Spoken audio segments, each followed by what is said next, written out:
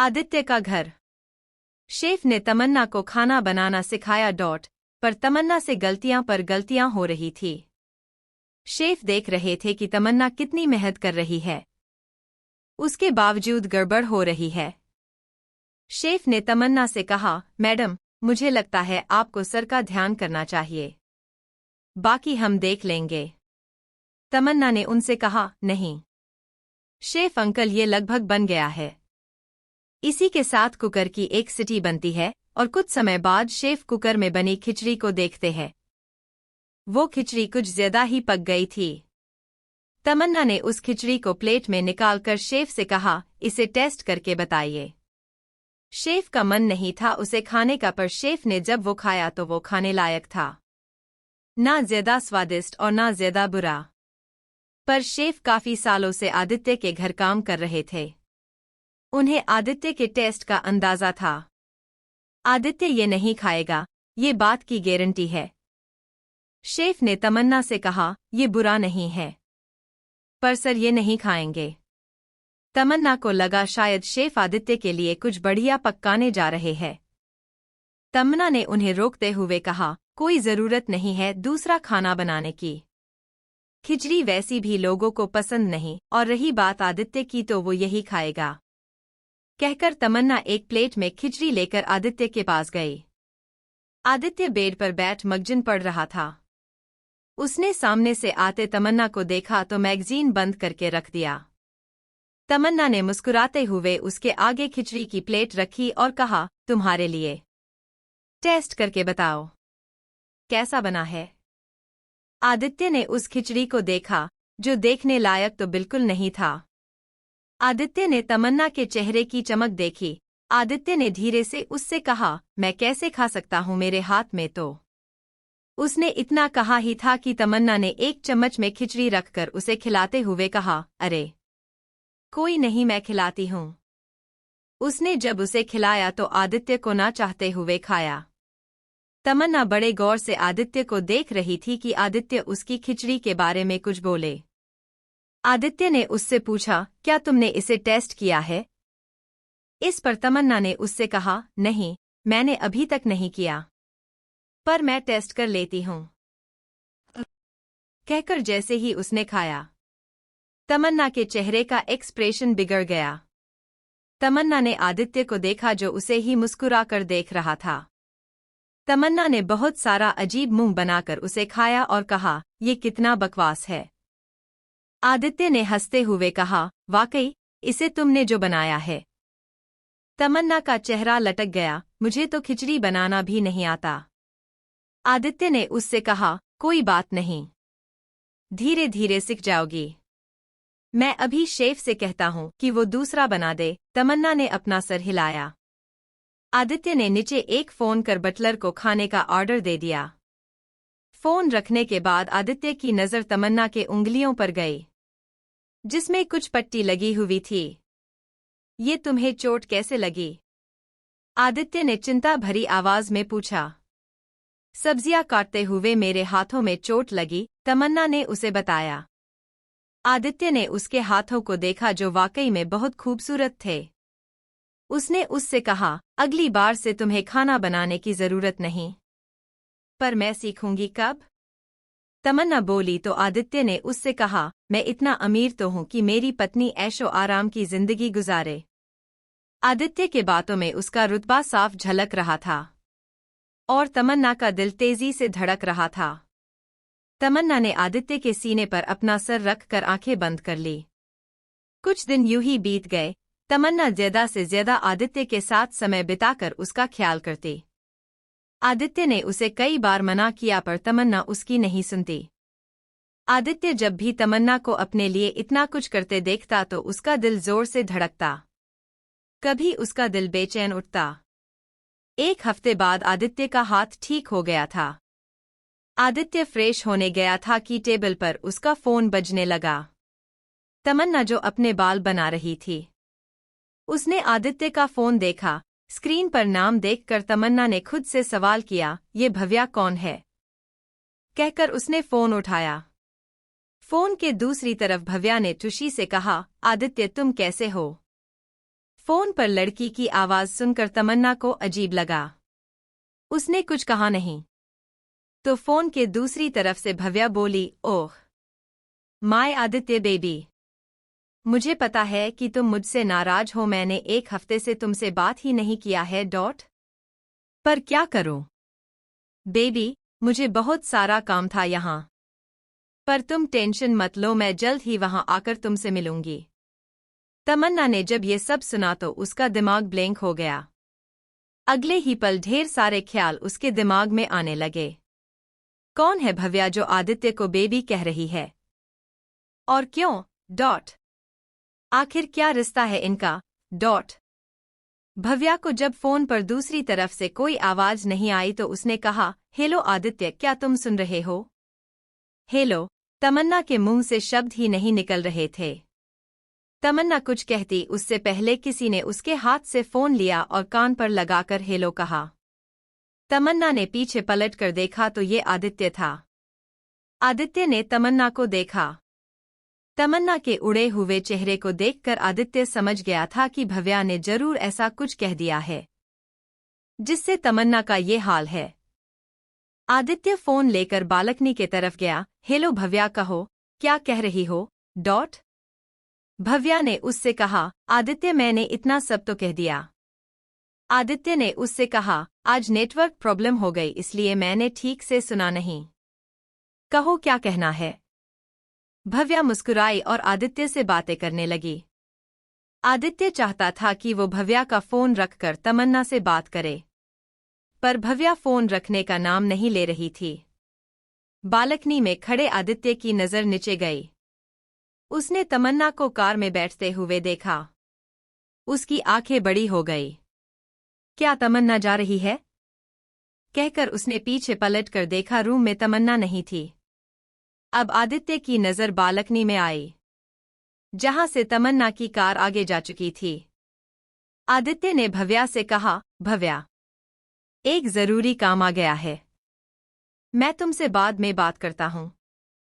कहकर उसने फोन जल्दी से रखा और नीचे गया।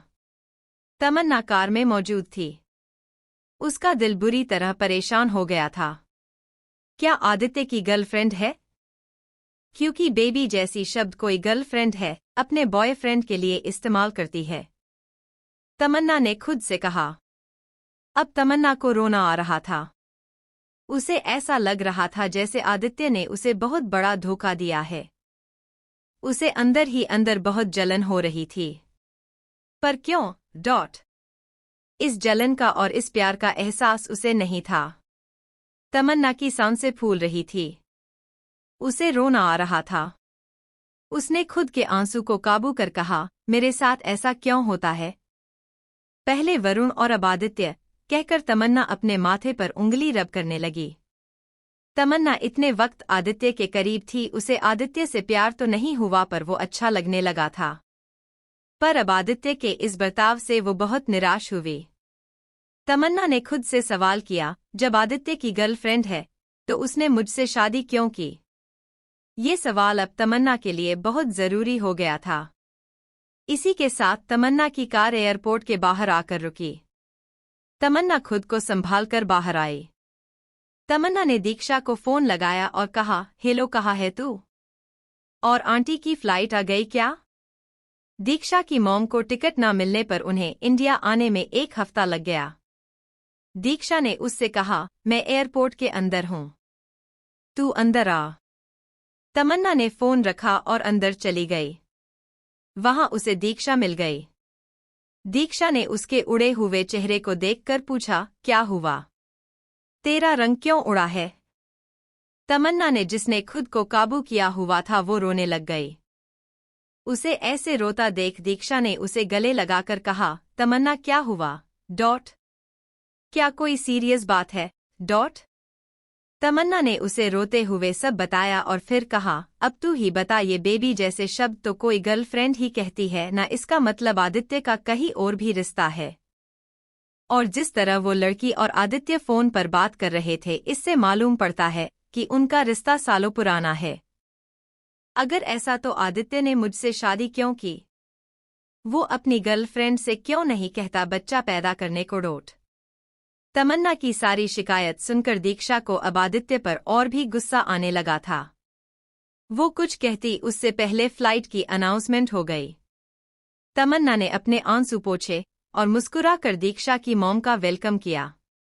समीरा और समर्थ दीक्षा और तमन्ना से मिलकर बहुत खुश हुए। समीरा ने अपनी बेटी का बुखार देखा, उसे ठीक देखकर समीरा की जान में जान आई। दीक्षा ने समीरा को गले लगाकर कहा, मॉम, आप सच में बहुत चिंता करती है। समीरा ने उसके सर पर प्यार से हाथ रख कर कहा, मॉम, हूं ना, फिक्र तो होंगी। कहकर उसने अपनी बेटी को बड़े प्यार से चूमा। ये देखकर तमन्ना ने मुंह बनाकर कहा, क्या आंटी, यहाँ मैं भी मौजूद हूँ, मुझे भी देख लो। समीरा ने उसे देखा और पूछा, कैसी हो? और तुम्हारा काम कैसा चल रहा है? तमन्ना ने उससे कहा, मैं ठीक हूँ और काम भी ठीक है। समर्थ ने उन सब से कहा, अब क्या यही सारी बातें करनी है या फिर घर भी जाना है? सभी मुस्कुराने लगे और सामान लेकर बाहर आने लगे कि समीरा की बैग वाली ट्रॉली जिसे तमन्ना ने पकड़ी हुई थी, उस ट्रॉली की टक्कर एक लड़की से हो जाती है। तमन्ना ने जल्दी से ट्रॉली को संभाला और सामने वाले से माफी मांगते हुए कहा, सॉरी। सामने एक बेहद खूबसूरत लड़की खड़ी थी, पर उसके चेहरे पर घमंड साफ झलक रहा था। तुम्हारी हिम्मत कैसी हुई मुझे टक्कर मारने की? मेरे पैर पर चोट लग गई है, कहकर वो लड़की अपना पैर देखने लगी। समीरा, दीक्षा और समर्थ रुककर उस लड़की को देखने लगे। तमन्ना ने उस लड़की से कहा, देखिए मैम, ये गलती से हुआ है, मैंने जानबूझकर नहीं किया। उस लड़की ने एटीट्यूड में दांत पिसकर कहा, तुम अपनी गलती अपने पास रखो, पता नहीं कहाँ कहाँ से आ जाते हैं इस बड़े से एयरपोर्ट पर। इतना कहकर वो लड़की अपनी ट्रॉली लेकर आगे बढ़ गई। तमन्ना को उस पर बहुत गुस्सा आया। दीक्षा ने उस लड़की को जाते देख मुट्ठी भींच ली। सच में कितनी बड़ी घमंडी और अकड़ू है, खुद को समझती क्या है? समर्थ ने उससे कहा, रहने दो, दुनिया में ऐसे बहुत लोग हैं। कहकर समर्थ सभी को लेकर बाहर आया। बाहर वो लड़की भी मौजूद थी, जो शायद अपनी कार का वेट कर रही थी। दीक्षा ने उसको इग्नोर कर अपनी माँ और अपने समर्थ अंकल को कार में बिठाया। तमन्ना ने उससे कहा, मैं भी तुम्हारे साथ आती हूँ। कहकर वो पीछे अपनी कार में बैठे ड्राइवर से बोली, आप जाइए, मैं दीक्षा के साथ हूँ, कुछ वक्त में आ जाऊंगी। उसकी बात सुनकर ड्राइवर वहां से चला गया। दीक्षा ने कैब बुक की हुई थी। समर्थ ड्राइवर के साथ आगे बैठा हुआ था। समीरा, दीक्षा और तमन्ना पीछे की सीट पर बैठी हुई थी। ड्राइवर वहां मौजूद भीड़ में से कार निकालने की कोशिश कर रहा था। वो समझ नहीं पा रहा था कि इतनी भीड़ है क्यों। इसी भीड़ में मौजूद थी आदित्य की कार। आदित्य अपने आदमियों के साथ यहां आया हुआ था। वो अपने आदमियों के साथ एयरपोर्ट पर तमन्ना को ढूंढ रहा था। आखिर ये लड़की एयरपोर्ट क्यों आई है? क्या वो उसे छोड़कर जाना चाहती है? आदित्य ये सोचकर ही घबरा रहा था। तमन्ना और दीक्षा कैब में बैठे हुए थे। आगे भीड़ होने के वजह से उनकी कैब बहुत धीरे धीरे आगे बढ़ रही थी। तो वही एयरपोर्ट के एक तरफ आदित्य तमन्ना को ढूंढ रहा था। आदित्य तमन्ना को ढूंढ ही रहा था कि तभी उसके कंधे पर किसी ने हाथ रखा। आदित्य को लगा ये तमन्ना है और जिसके लिए वो तुरंत पीछे मुड़ा। पर सामने मौजूद इंसान को देखकर आदित्य हैरान हो गया। सामने एक खूबसूरत लड़की खड़ी थी। उसके होठों पर बड़ी सी स्माइल थी। उसने आगे बढ़कर आदित्य को गले लगाया। आदित्य के होठों पर भी मुस्कान आ गई। वही कैब में मौजूद तमन्ना खिड़की से बाहर देख रही थी। उसकी नज़र जब आदित्य पर गई तो पहले तो वो उसे एयरपोर्ट पर देखकर चौंक गई। अगले ही पल तमन्ना की नज़र आदित्य के बाहों में मौजूद उस लड़की पर गई तो उसकी आंखें छोटी हो गई। ये वही लड़की थी जो तमन्ना से टकराई थी और इनका छोटा सा झगड़ा हुआ था। ये लड़की मेरे आदित्य की बाहों में क्या कर रही है? तमन्ना ने मन ही मन सोचा और अगले ही पल उसने खुद से कहा, कहीं ये भव्या तो नहीं? क्या आदित्य की गर्लफ्रेंड इंडिया आ गई? क्या आदित्य उसे लेने एयरपोर्ट आया है? तमन्ना को एक बार फिर रोना आ रहा था, पर वो कैब से निकलकर कुछ करती उससे पहले उनकी कैब अब आगे बढ़ गई थी। तमन्ना ने अपना दर्द सबसे छिपा लिया, पर उसके दिल में तूफान को संभालना मुश्किल हो रहा था। वही आदित्य की बाहों में मौजूद उस लड़की ने आदित्य से कहा, भाई, आपको पता कैसे चला कि मैं इंडिया आ रही हूं, जबकि मैंने इस बारे में किसी को कुछ बताया ही नहीं। आदित्य को समझ में नहीं आया कि वो अपनी छोटी बहन को क्या बोले, क्योंकि वो यहाँ तमन्ना के लिए आया था। आदित्य ने उससे कहा, अकीको, तुमने मेरे सामने आकर खुद ही बता दिया। अकीको ने उससे पूछा, मतलब, मैं कुछ समझी नहीं। आदित्य ने उससे हल्का मुस्कुरा कर कहा, मैं यहाँ किसी क्लाइंट के लिए आया था, पर तुमने खुद आकर मुझे सरप्राइज कर दिया। इस पर अकीको बोली, चलो घर चलकर सबको सरप्राइज करते हैं। आदित्य ने लंबी गहरी सांस ली और अकीको को लेकर कार में आया। कार में बैठने से पहले अपने आदमियों से तमन्ना को ढूंढने को कहा। इसके बाद आदित्य अकीको को लेकर मेंशन की तरफ बढ़ गया। वही दीक्षा के फ्लैट में समीरा ने फ्लैट को देखकर कहा, वाह, सफाई तो तुम लोगों ने अच्छी की है। अब घर में जरूरी सामान लाना है। इस पर समर्थ ने उससे कहा, अरे कोई नहीं, ये भी आ ही जाएगा। दीक्षा ने उन दोनों से कहा, आप नहाकर फ्रेश हो जाइए, मैं और तमन्ना आपके लिए खाना बनाते हैं। समर्थ और समीरा ने तमन्ना को देखा जिसका ध्यान था ही नहीं। दीक्षा तमन्ना को किचन में लेकर चली गई। वो नहीं चाहती थी कि उसकी माँ को कुछ भी पता चले। दीक्षा तमन्ना को लेकर किचन में आई और उससे बोली, तनु, अब क्या हुआ है? क्या तू पहले वाली बातों से उदास है? तमन्ना ने रोने जैसा मुंह बनाकर कहा, आदित्य एयरपोर्ट पर किसी लड़की को गले लगाए हुए था। ये सुनकर दीक्षा ने हैरानी से कहा, क्या? एयरपोर्ट? आदित्य? और लड़की? कहीं ऐसा तो नहीं तूने किसी और को देखा हो? तमन्ना सुबकते हुए बोली, नहीं, वो आदित्य ही था। तू इतने यकीन के साथ कैसे कह सकती है? दीक्षा ने कन्फर्म करते हुए पूछा, मेरा पति ठरकी और लड़की बात जरूर है, पर वो बहुत हैंडसम है। भीड़ में सबसे अलग आदित्य ही दिखाई दे रहा था। तमन्ना ने सुबकते हुए कहा। दीक्षा को समझ नहीं आया कि वो क्या बोले। तभी घर की डोर बेल बजी। उन दोनों को पता ही नहीं था कि घर पर कौन आया होगा। दोनों दरवाजे पर गई तो देखा आदित्य के गार्ड उसके सामने खड़े हैं। तमन्ना ने उनसे मुंह बनाकर पूछा, तुम लोग यहाँ क्या कर रहे हो? उन दो गार्ड में से एक ने कहा, सर ने हमें भेजा है आपको लाने के लिए। तमन्ना ने हल्के गुस्से में कहा, मुझे नहीं आना तुम्हारे बॉस के पास। उससे कहना कि वो एक नंबर का ठरकी लड़कीबाज और अय्याश किस्म का आदमी है। ऐसे इंसान के पास तो कोई डायन भी ना भटके। उन दो गार्ड को उम्मीद नहीं थी कि तमन्ना उनके बॉस के बारे में ऐसा कुछ बोलने की हिम्मत करेगी। तमन्ना आदित्य को और गाली देने वाली थी कि तभी दीक्षा ने उस गार्ड से कहा, आप नीचे जाकर गाड़ी शुरू कीजिए, तमन्ना आ रही है। ये सुनकर तमन्ना हैरान होकर उसे देखने लगी। दीक्षा तमन्ना को लेकर अंदर गई और उससे बोली, तनु, मेरी बात मान और जा यहाँ से। तमन्ना ने मना करते हुए कहा, दीक्षा कैसी दोस्त है, तू मुझे घर से निकाल रही है। दीक्षा ने उसे समझाते हुए कहा, मैं तुझे घर से नहीं निकाल रही हूँ, बल्कि मैं तुझे तेरे पति के पास भेज रही हूँ। तनु, तू अच्छे से जानती है कि तेरा पति कितना सनकी किस्म का आदमी है। जरा सोच, अभी ये गार्ड आए हैं, कुछ देर बाद आदित्य आ गया तो। दीक्षा की बातों ने तमन्ना पर असर दिखाना शुरू कर दिया था। वो सोचने लगी कि अगर आदित्य यहाँ आया तो समीरा के ढेरों सवाल जवाब होंगे। ये सोचकर तमन्ना और परेशान हो गई। दीक्षा ने उससे आगे कहा, तमन्ना, यही मौका है, जा आदित्य के पास और पूछ सवाल।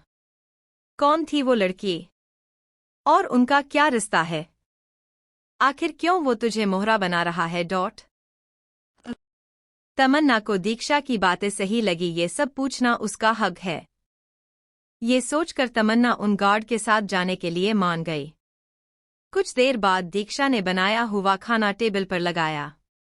समीरा ने उससे पूछा, तमन्ना कहीं दिखाई नहीं दे रही है? दीक्षा ने झूठ बोलते हुए कहा, माँ, उसे अपनी शूटिंग के लिए अचानक जाना पड़ा। समर्थ ने इस पर मुस्कुराकर कहा, कितनी मेहनती लड़की है, हमें लेने भी आई और काम पर भी गई। कहकर वो लोग लंच करने लगे। वहीं दूसरी तरफ तमन्ना की कार धनराज गिर मेंशन में आकर रुकी। उसे समझ नहीं आया कि उसे यहाँ क्यों लेकर आया गया है। तमन्ना अंदर जाने लगी तो दरवाजे पर उसे आदित्य दिखाई दिया। आदित्य का चेहरा देखकर तमन्ना का मुंह बिगड़ गया। आदित्य उसके पास आया और उसे गार्डन में लेकर जाकर उससे पूछा, तमन्ना, ये कोई तरीका है? ऐसे कौन घर छोड़कर जाता है? तुम्हें पता है मैं कितना परेशान हो गया था। तमन्ना ने गुस्से में उससे पूछा, तुम्हें किसने कहा कि मेरे लिए परेशान हो? अरे, मैं चली भी गई तो क्या? तुम्हारे पास तो मेरे अलावा और ना जाने कितनी लड़कियां होंगी। आदित्य उसकी बात अच्छे से समझ रहा था।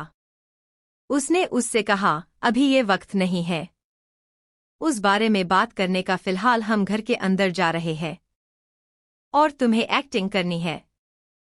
तमन्ना ने अपनी मुट्ठियां भींच ली और उससे कहा, ओह मिस्टर धनराज गिर, मैं कोई फ्री में एक्टिंग नहीं करने वाली है, मुझे इसके पैसे चाहिए। आदित्य ने नोटिस किया कि तमन्ना इस वक्त बहुत ज्यादा गुस्से में है। अगर उसे काबू में नहीं किया तो वो उसकी सारी मेहनत पर पानी फिर देगी। आदित्य ने उससे पूछा, कितने पैसे चाहिए? तमन्ना ने उसे आंखें छोटी कर देखा और मन ही मन कहा, आज के बाद आदित्य धनराज गिर धीरे धीरे कंगाल होगा। कहकर उसने आदित्य से पूछा, तुम बताओ, यहाँ कितने वक्त तक एक्टिंग करनी है? आदित्य ने उससे कहा, आइडिया नहीं है, रात भी हो सकती है। तमन्ना ने सोचकर कहा, हर घंटे का 10 लाख लूंगी। आदित्य ने उसे हाँ कहा और उसका हाथ पकड़कर अंदर लेकर जाने लगा। तमन्ना ने गौर किया कि आदित्य उसे पैसे देने के लिए एकदम से मान गया है। उसने मन ही मन सोचा, अमीरों के पास जितने पैसे होते हैं उतनी ही ये लड़कियां रखते हैं। आदित्य तमन्ना को लेकर अंदर आया। अंदर आरुषि और आदित्य बैठे हुए थे। आरुषि को देखकर तमन्ना ने अपनी एक्टिंग शुरू करते हुए कहा, दादी, कहकर उसने आरुषि को आवाज दी। आरुषि ने तमन्ना और अपने पोते को साथ आते देखा। तमन्ना ने हल्का मुस्कुरा के कहा, अच्छा हुआ तुम आ गए, मैं तुम्हें किसी से मिलवाती हूँ। तमन्ना ने आगे आकर सबसे पहले आदित्य के दादा दादी के पैर छुए। तमन्ना आरुषि के पास बैठकर बोली, आप कैसी है दादी? आरुषि की आंखें छोटी हो गई। उसे तमन्ना का बर्ताव कुछ अलग ही नजर आ रहा था। आदित्य अपने दादाजी के पास जाकर बैठ गया। आरुषि ने तमन्ना से कहा, मैं तो ठीक हूँ, पर तुम मुझे ठीक नहीं लग रही हो। तमन्ना ने मुस्कुराकर कहा, नहीं नहीं दादी, मैं बिल्कुल ठीक हूँ। आप बताइए, आप किससे मिलवाना चाहती है? आरुषि ने लंबी गहरी सांस ली और तमन्ना को आगे आने का इशारा किया तो तमन्ना आगे आई। आरुषि ने धीरे से तमन्ना के कान में कहा, बेटा, जिस स्कूल में तुम आज पढ़ रही हो उस स्कूल पर मैंने सालों राज किया है। तमन्ना आरुषि की बातों का मतलब समझ नहीं पाई। तमन्ना ने पूछा, कौन सा स्कूल दादी? आरुषि ने शातिर मुस्कान के साथ कहा, एक्टिंग स्कूल। तमन्ना एकदम से सीधे बैठ गई। आरुषि ने हल्का सा हंसकर कहा, तुम्हें एक्टिंग करने की जरूरत नहीं, क्योंकि तुम एक्टिंग नहीं ओवर एक्टिंग कर रही हो। तमन्ना खुद की बेवकूफ़ी पर शर्मा रही थी। तमन्ना ने मन ही मन कहा, बेवकूफ़ तमन्ना, तू किसके सामने एक्टिंग कर रही है? वो जिसने अपनी जिंदगी के कई साल एंटरटेनमेंट इंडस्ट्री को दिए। तमन्ना ने अपना सर हिलाया। आदित्य ने आरुषि और तमन्ना को ऐसे बात करता देखा, कहा, क्या बातें चल रही है सास बहू में? आरुषि ने एक नज़र तमन्ना को देखकर कहा, ये सास बहू की बातें हैं, तुम्हारा कोई काम नहीं। तभी वहां एक लड़की की सैंडल की आवाज आई। तमन्ना के साथ सभी की नज़र सीढ़ियों पर गई। सीढ़ियों से आती हुई लड़की को देखकर तमन्ना को हैरानी हुई। क्या आदित्य अपनी गर्लफ्रेंड को लेकर घर तक आ गया है? वही सीढ़ियों से मुस्कुरा कर आ रही लड़की कोई और नहीं बल्कि अकीको थी। उसने नीचे आकर सबको देखा और फिर उसकी नज़र तमन्ना पर गई। तुम यहाँ क्या कर रही हो? अकीको ने तमन्ना से पूछा। तमन्ना ने अपने हाथ बंधे कर उससे कहा, फिलहाल ये सवाल तो मुझे तुमसे करना चाहिए। उनकी बातें सुनकर आदित्य ने अकीको से पूछा, बेटा, क्या तुम इसे जानती हो? अकीको ने तमन्ना की तरफ नफरत से देखकर कहा, बहुत अच्छे से इसने मुझे एयरपोर्ट पर टक्कर मारी थी और मुझे सॉरी बोलने के बजाय मुझसे लड़ने लगी। तमन्ना ने अकीको की बात से इनकार करते हुए कहा, नहीं, मैंने सॉरी कहा था, पर उल्टा इसी ने मुझसे लड़ाई की शुरुआत की। उन्हें ऐसे लड़ता देख आरुषि ने उन दोनों को शांत कराते हुए कहा, चुप हो जाओ दोनों। दोनों ही शांत हो गई। आदित्य ने तमन्ना की ओर देखकर उसे अकीको से मिलवाते हुए कहा, ये मेरी बहन है अकीको। आदित्य ने अकीको को तमन्ना से मिलवाते हुए कहा, ये मेरी वाइफ है तमन्ना। तमन्ना और अकीको दोनों ही हैरान थे। तमन्ना ने मन ही मन कहा, क्या मैंने आदित्य को गलत समझा? नहीं, भले ही अकीको उसकी बहन हो पर उस भव्या का क्या? जब तक आदित्य भव्या से राखी नहीं बंधवाएगा तब तक मैं उससे नाराज रहूंगी। वही अकीको ने तमन्ना को ऊपर से नीचे देखा और फिर आदित्य से पूछा, पर भाई, आप तो भव्या से प्यार करते हैं, फिर ये लड़की कबाब में हड्डी क्या कर रही है? जिस बात का सभी को कहीं ना कहीं डर था, वो बात आज अकीको ने तमन्ना के सामने कह दी थी। वही तमन्ना समझ गई थी कि अकीको उसे कभी पसंद नहीं करने वाली। अकीको ने सीधे ही आदित्य से भव्या को लेकर सवाल किया। सभी ने तमन्ना को एक नज़र देखा जिसके चेहरे के भाव थोड़े बिगड़ गए थे। आदित्य ने तमन्ना के कंधे पर हाथ रख कर कहा, अकीको, तमन्ना मेरी वाइफ है और इसे मेरे बारे में सब पता है। तमन्ना ने आदित्य को देखा तो आदित्य ने उसे इशारे से कहने को कहा। तमन्ना ने कहा, हम सब का एक बिता हुआ कल होता है, इसमें कोई बड़ी बात नहीं है। उसकी बात सुनकर आरुषि उसे गौर से देखने लगी। आरुषि ने अकीको से कहा, अकीको, माफी मांगो अपनी भाभी से। अकीको ने मना करते हुए कहा, नानी, मैं क्यों इससे माफी मांगू? मैंने इसमें गलत क्या कहा? मैंने तो सिर्फ सवाल किया। आरुषि ने उससे कहा, अकीको, तुम्हारा कोई हद नहीं बनता कि तुम इनके रिश्ते पर सवाल उठाओ। घर के बड़ों ने तमन्ना को अपना लिया है तो तुम्हें इस तरह से उससे बात नहीं करनी चाहिए। अकीको को बिल्कुल पसंद नहीं आ रहा था कि उसकी नानी तमन्ना की तरफदारी कर रही थी। आरुषि के पति आदित्य ने उसे समझाते हुए कहा, अकीको, तुम तो बहुत समझदार हो जाओ, माफी मांगो। ये सुनकर तो अकीको और भी हैरान हुई क्योंकि उसके नाना जी कभी किसी की तरफदारी नहीं करते पर आज इस बाहर वाली तमन्ना की कर रहे हैं। अकीको ने घूर कर तमन्ना को देखा और अपनी मुट्ठियां बनाकर तमन्ना से झूठी मुस्कान के साथ कहा, सॉरी। आरुषि ने अकीको के कंधे पर हाथ रख कर कहा, चलो अब लंच कर लो, मैं लंच अपने कमरे में करूंगी, आप अपनी बहू के साथ समय बिताए। कहकर वो अपने कमरे में चली गई। आरुषि के कई बार आवाज देने पर भी वो नहीं मानी। आरुषि ने मैड से कहा, इसे खाना इसके कमरे में दे दो। इसके बाद वो सभी के साथ डाइनिंग एरिया में आई। तमन्ना लंच कर ऊपर कमरे में गई। आदित्य उसके पीछे आया। क्या बात है? इतनी क्यों उखड़ी हो? आदित्य ने अब वो सवाल कर ही लिया जो वो उसे पूछना चाहता था। भव्या कौन है?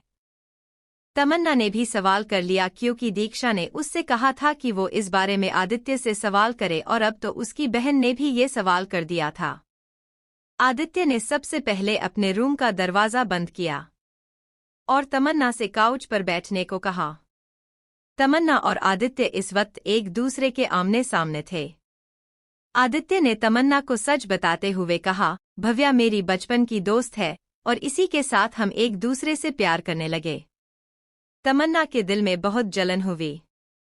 उसने अपनी उंगलियों को आपस में क्रॉस कर लिया और आदित्य के आगे की बात सुनने लगी। आदित्य ने उससे कहा, जानता हूं तुम्हारे मन में सवाल होंगे कि मैंने अपनी गर्लफ्रेंड के बजाय तुमसे शादी क्यों की। तमन्ना बोली, हाँ, मुझे जानना है।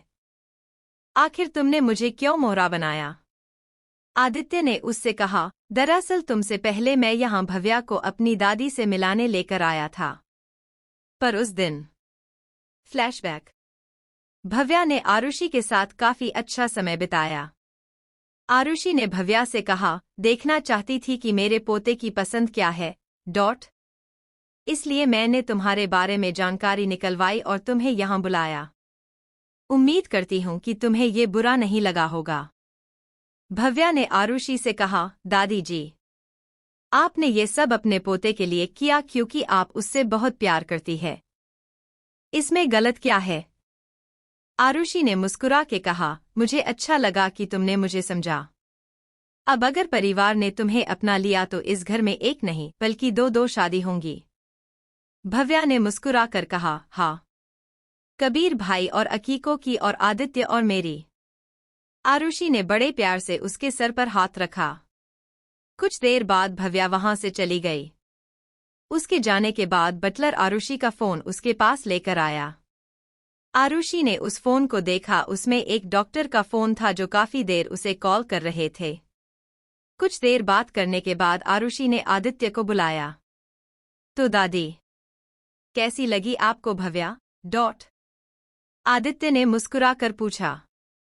भव्या एक अच्छी लड़की है, आरुषि ने धीमी आवाज में कहा, जिससे आदित्य के होठों की मुस्कान बड़ी हुई कि अगले पल आरुषि ने उससे कहा, फिर भी उसकी शादी तुमसे नहीं हो सकती है। आदित्य की मुस्कान की जगह उसके चेहरे पर सवाल आ गए। क्यों? आखिर क्या खराबी है? वो कबीर की बहन है। हम बचपन से एक दूसरे को जानते हैं। क्यों नहीं हो सकती भव्या से मेरी शादी? आदित्य ने सवालों को लड़ी लगा दी, जिसे सुनकर वहां उसके दादाजी भी आ गए। आरुषि ने एक नज़र अपने पति और अपने पोते को देखा और लंबी गहरी सांस लेकर कहा, वो इसलिए क्योंकि भव्या कभी मां नहीं बन सकती है। ये सुनकर तो आदित्य के साथ उसकी दादाजी की आंखें भी बड़ी हो गई। आरुषि ने टेबल पर एक पेपर रखते हुए कहा, यह है भव्या की रिपोर्ट, जिसमें लिखा है कि वो मां नहीं बन सकती है। आदित्य ने उस रिपोर्ट को देखा और गुस्से में उसे मरोड़ कर फेंक दिया। आरुषि ने उससे कहा, कागज फेंक देने से सच बदल नहीं जाएगा आदि। इस पर आदित्य ने अपनी दादी से कहा, मुझे फर्क नहीं पड़ता, पर मैं इसे नहीं मानता। मैंने भव्या से प्यार किया है, कोई मजाक नहीं। आदित्य उन दोनों की सारी बातें सुनकर बोला, अगर ऐसा है तो तुम इस परिवार को एक वारिश दे दो, उसके बाद तुम भव्या से शादी कर सकते हो। ये सुनकर आदि और आरुषि दोनों ही चौंके। आदित्य ने उनके उड़े हुए चेहरे के भाव को देखकर कहा, इसमें इतना हैरान होने वाली बात नहीं है, क्योंकि सालों से इस घर की परंपरा रही है, धनराजगिर में खानदान का वारिश होना जरूरी है। आदि को उनकी बातें सुनकर गुस्सा आने लगा था। उसने उन दोनों को जवाब देकर कहा, और अपने वारिश को अपने साथ रखने के लिए आपने मेरी माँ और देव्यांशी दीदी को जाने दिया और मुझे अपने पास रख लिया। आदि के मुंह से कड़वे शब्द सुनकर आदित्य और आरुषि का चेहरा बदल गया। सालों पहले जब उनकी बड़ी बहू अपने बेटे को लेकर जा रही थी तो अचानक ही फैसले को बदल दिया गया और पोते को अपने साथ रखकर पोती को भेज दिया। आदि अपनी बात कहकर वहां से चला गया था। प्रेजेंट का समय। तमन्ना बड़े गौर से उसकी बातें सुन रही थी। आदि की आंखों में हल्की नमी आ गई जब उसने अपनी माँ और बहन का जिक्र किया। आदित्य ने उससे कहा, तुमसे अचानक मुलाकात हो गई।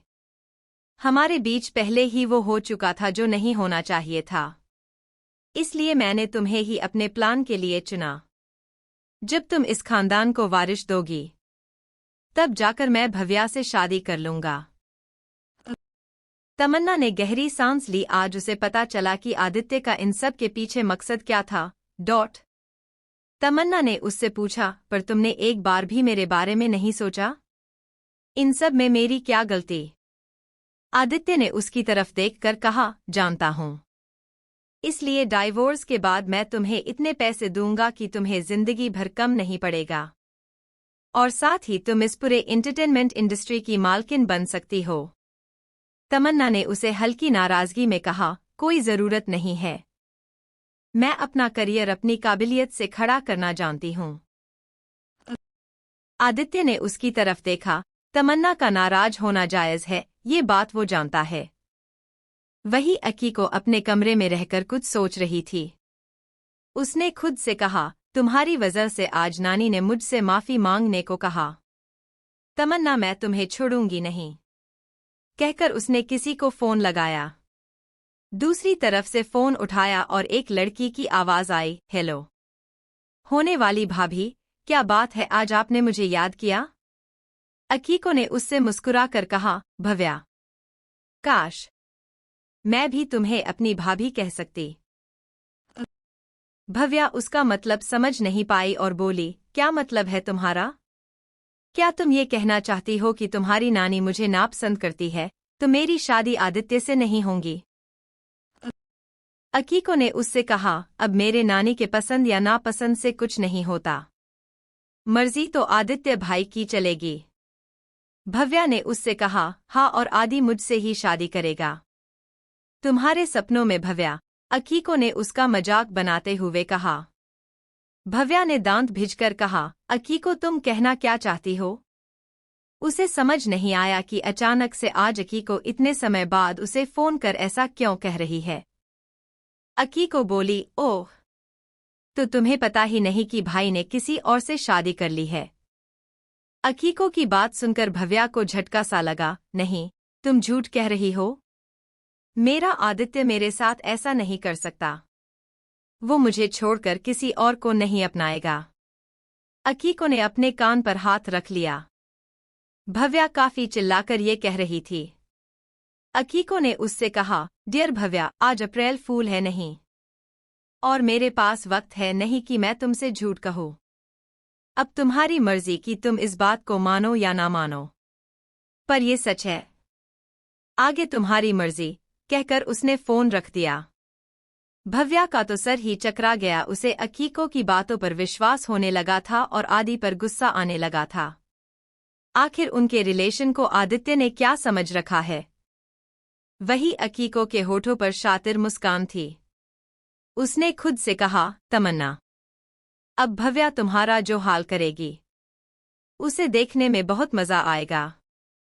रात के वक्त घर के सभी लोग अकीको से मिलने आए और काफी खुशनुमा माहौल था। उस माहौल को देखकर आर्यन ने अपने बड़े पापा आदित्य से कहा, अगर आप मेरी एक बात सुन ले तो मुझे कुछ कहना है। सब आर्यन और आदित्य को देखने लगे।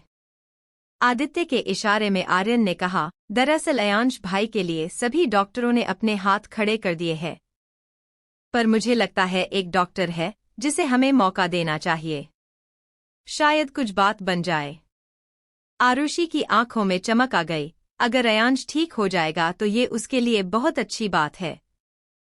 आरुषि ने उससे पूछा, तुम किस डॉक्टर की बात कर रहे हो? आर्यन ने तमन्ना की तरफ देखा और कहा, मैं ये मौका तुम्हारी दोस्त दीक्षा को देना चाहता हूँ। ये सुनकर तमन्ना हैरान हुई कि वो सभी दीक्षा को काम पर रखने की बात कर रहे हैं। वही घरवाले आर्यन को सवालिया नजरों से देखने लगी। आदित्य ने आर्यन से पूछा, क्या वो लड़की अयांश को ठीक कर पाएगी? क्योंकि फॉरेन के इतने बड़े से बड़े डॉक्टर ठीक नहीं कर पाए, और अब तुम उस लड़की को ये मौका देना चाहते हो। आर्यन ने आदित्य से कहा, बड़े पापा, मैं आपकी बात से सहमत हूँ, पर मैंने दीक्षा के बारे में सारी जानकारी पता लगवाई है। वो लड़की दिखने में सिंपल और मामूली लगती है, पर वो है नहीं। ये सुनकर सभी की भौहें सिकोड़ गई, क्योंकि उन्हें अब तक लगता था कि तमन्ना की दोस्त मिडिल क्लास फैमिली से आती है। और एक मामूली डॉक्टर है। कार्तिक ने उससे पूछा, तो फिर ये लड़की है कौन? कार्तिक के सवाल पर आर्यन ने एक नज़र तमन्ना को देखा और सभी से कहा, अमेरिका की टॉप 10 साइकियाट्रिस्ट में से एक है। इसके काम करने का तरीका सबसे अलग है। हाल ही में इसे कई देशों से बुलाया गया है, पर ये उन्हीं का केस हाथ में लेती है जिनका ये लेना चाहती है। ये सुनकर सभी लोग एक बार के लिए सोचने पर मजबूर हो गए हैं कि दीक्षा को काम पर रखना चाहिए या नहीं। मन्नत ने अपने दादू से कहा, दादू, रख लीजिए ना काम पर, क्या पता वो ठीक हो जाए। मन्नत के इतने प्यार से कहने पर आदित्य और आरुषि मान गए थे। आरुषि ने तमन्ना से कहा, कल तुम अपनी दोस्त को बुला लेना। तमन्ना ने अपना सर हिलाया। तमन्ना रात को आदित्य के साथ घर में आ गई। तमन्ना रूम में जाकर हल्के कपड़े पहनकर बेड पर नहीं बल्कि काउच पर आ जाती है। उसे देखकर आदित्य ने पूछा, तुम काउच पर क्या कर रही हो? तमन्ना ने झूठ बोलते हुए कहा, आज मेरा यही सोने का मन है। और ये बड़ा है, कहकर तमन्ना ने एक लंबी गहरी सांस लेकर अपनी आंखें बंद कर ली। अगले ही पल तमन्ना को कुछ महसूस हुआ। उसने आंखें खोलकर देखा तो आदित्य उसके बगल में लेटा हुआ है। आदित्य ने तमन्ना को कमर से पकड़कर अपने बेहद करीब कर लिया। तमन्ना ने मुंह बनाते हुए कहा, तुम यहाँ क्या कर रहे हो? अपने बेड पर जाओ। आदित्य ने उसके कंधे पर अपना सर रखते हुए कहा, तुमने ही तो कहा कि ये बड़ा है, और आज मेरा तुम्हारे पास सोने का मन है। तमन्ना आदित्य की बातों से पिघल रही थी, पर अगले ही पल उसे ये बिल्कुल अच्छा नहीं लगा। आज आदित्य उसके पास है, पर आने वाले कल में क्या होगा? तमन्ना ने मुंह बनाकर कहा, मेरे पास सोने वाले हो तो इसके लिए मैं 5 लाख लूंगी। आदित्य ने ये सुना तो उसे चीर होने लगी। तमन्ना, ये क्या कह रही हो? एक्टिंग के मामले में मैं तुम्हें बेशक पैसे दूंगा, पर इसके लिए नहीं। तमन्ना ने पूछा, क्यों? ये भी तो नाटक का हिस्सा है। आदित्य ने उसे तीखे शब्दों में कहा, तमन्ना, नाटक ही सही, पर तुम मेरी वाइफ हो कुछ वक्त के लिए ही, पर तुम मेरी वाइफ हो, और तुम अपनी कीमत इस तरह लगाओ मुझे बिल्कुल पसंद नहीं। आदित्य को समझ नहीं आ रहा था कि कोई शादीशुदा लड़की भला अपनी रात की कीमत कैसे लगा सकती है। तमन्ना ने ये सुना तो उसने अपना चेहरा दूसरी तरफ कर लिया और बेरुखी आवाज में कहा, कल सुबह याद से मेरे अकाउंट में पैसे डाल देना। आदित्य को समझ नहीं आ रहा था कि अब वो इतना नाराज क्यों है। अब तो उसने उसे भव्या का सारा सच बता दिया है, फिर वो उससे क्यों नाराज है? आदित्य को बिल्कुल अंदाजा नहीं था कि तमन्ना उससे चाहने लगी है। अगली सुबह आदित्य सबसे पहले तमन्ना के अकाउंट में 2 करोड़ डालता है। तमन्ना ये देखकर बोली, इतने पैसे क्यों? आदित्य ने उससे कहा, आगे भी एक्टिंग करनी पड़ेगी, इसलिए आज ही सारा हिसाब ले लो। तमन्ना ने उन पैसों को देखा पर कुछ कहा नहीं। कुछ देर बाद तमन्ना स्टारलाइट के लिए निकल पड़ी। उसके जाने के बाद आदित्य जैसी ही ऑफिस जाने लगा तो वहां एक कार आकर रुकी। आदित्य की आंखें छोटी हो गई। अगले ही पल कार से निकलती लड़की को देखकर आदित्य की आंखें बड़ी हो गई। उसके मुंह से एक शब्द निकला, भव्या। भव्या के चेहरे पर इस वक्त ढेर सारा गुस्सा था और उसके आंसू उसके गलों पर थे। वो धीरे कदमों से आदित्य के पास आई। आदित्य उसके पास आया तो भव्या ने उसे हाथ दिखाकर रोक दिया। आदित्य वहीं रुक गया। कहाँ है वो? भव्या ने दांत पिसकर पूछा। भव्या, तुम किसकी बात कर रही हो? आदित्य को समझ नहीं आया कि भव्या किस बारे में पूछ रही है। वही तुम्हारी सो कॉल्ड वाइफ, भव्या ने बहुत ही नफरत से कहा। आदित्य हैरान हुआ ये जानकर कि भव्या को ये कैसा पता चला। क्या भव्या इसी के लिए यहाँ आई है? आदित्य ने भव्या को गुस्से में देखकर कहा, देखो भव्या, मेरी बात सुनो, मैं तुम्हें सब कुछ एक्सप्लेन करता हूँ। क्या एक्सप्लेन करोगे आदित्य? यही कि कैसे तुमने अपनी वाइफ के साथ कैसे प्यार शेयर किया, कैसे बिस्तर शेयर किया। भव्या ने आदित्य पर इल्जाम लगाते हुए कहा। आदित्य को बुरा लगा कि भव्या ने उसके लिए ऐसे शब्दों का उपयोग किया, पर अगर गौर से सोचा जाए तो आदित्य और तमन्ना के बीच बहुत कुछ हो चुका था। आदित्य ने भव्या को समझाते हुए कहा, भव्या, जैसा तुम सोच रही हो वैसा नहीं है। मैं उससे प्यार नहीं करता हूँ। झूठ। आदित्य, तुम झूठ बोल रहे हो। अगर प्यार नहीं है तो क्यों की शादी? तुमने हमारे रिश्ते को मजाक बना दिया। कहते हुए भव्या के आंखों से आंसू निकल आए। आदित्य ने उसका दिल तोड़ दिया। आदित्य भव्या के आंसू पोंछने के लिए आगे बढ़ा तो भव्या ने उसे रोका और खुद ही अपने आंसू पोंछकर कहा, अब तो मेरे आंसुओं पर भी तुम्हारा हक नहीं है। आदित्य को ऐसा लग रहा था जैसे उसने भव्या को चिट किया है। आदित्य ने उससे कहा, भव्या समझो, एक मजबूरी के चलते मैंने उससे शादी की है, वरना मैं कभी ऐसा नहीं करता। मजबूरी? भव्या ने कड़वी हंसी की और बोली, आखिर ऐसी कौन सी मजबूरी है जिसके चलते आदित्य धनराज गिर झुक गया? आदित्य ने लंबी गहरी सांस ली। उसे समझ नहीं आ रहा था कि कैसे वो भव्या से कहे कि वो कभी मां नहीं बन सकती है, क्योंकि उसकी इजाजत के बिना उसका टेस्ट किया गया था। आदित्य को कुछ ना कहता देख भव्या बोली, असल में तो आदित्य तुम मौका देख रहे थे कि मैं कब जाऊं और तुम दूसरी लड़की के साथ। उसने इतना ही कहा था कि आदित्य तेज से उस पर चिल्लाया। भव्या। आदित्य के तेज से चिल्लाने पर भव्या चौंक गई। आज से पहले आदित्य कभी उस पर नहीं चिल्लाया था। आदित्य का गुस्सा देखकर भव्या सहम गई और उसके और भी आंसू निकलने लगे, जिसे देखकर आदित्य ने खुद को शांत किया। आदित्य ने ठंडी आह भरकर उसे अपनी सारी वजह बता दी, जिसे सुनकर भव्या का मुंह खुला का खुला रह गया। उसे इस बात से ज्यादा शौक लगा कि वो कभी मां नहीं बन सकती है। भव्या का तो सर ही चकरा गया। उसे टूटा हुआ देखकर आदित्य ने उसे गले लगाया। इस बार भव्या में भी उसे नहीं रोका और उसके सीने से लगकर फुट फुट कर रोने लगी। आदित्य ने उसे शांत कराते हुए कहा, सिर्फ कुछ वक्त की बात है, उसके बाद मैं और तुम एक होंगे। दूसरी तरफ आज तमन्ना अपनी एडवर्टाइजिंग के लिए एक होटल में आई थी। आज उसे उस एडवर्टाइजिंग कंपनी के साथ पेपर साइन करने थे। तमन्ना के साथ उसकी मैनेजर भी मौजूद थी। वो लोग इंतजार कर रहे थे कि तभी कुछ सूट पहने हुए आदमी वहां आए। तमन्ना और उसकी मैनेजर अपनी सीट से खड़े हो गए। तभी उन आदमियों से एक ने तमन्ना को देखकर पूछा, तुम यहाँ? कहते हुए उसने आंखों से अपना चश्मा हटाया। तमन्ना ने उस आदमी को देखा तो उसके मुंह से एक शब्द निकला, रौनक तुम। तमन्ना को अच्छे से याद था ये आदमी जिसने उसकी जान बचाई थी। रौनक थोड़ा मुस्कुराया और कहा, हाँ रौनक कश्यप, कश्यप इंटरप्राइज का मालिक। तमन्ना की आंखें बड़ी हो गई। उस रात उसे एक सीईओ ने बचाया था। तमन्ना की मैनेजर ने उन दोनों का दोस्ताना देखकर कहा, मैडम, क्या अब अपना काम शुरू करें? उसके कहने पर तमन्ना ने रौनक से कहा, कश्यप इंटरप्राइजेज ने मुझे सेलेक्ट किया है तुम्हारी कंपनी की एडवर्टाइजिंग के लिए। ये सुनकर रौनक ने कहा, क्या वाकई में?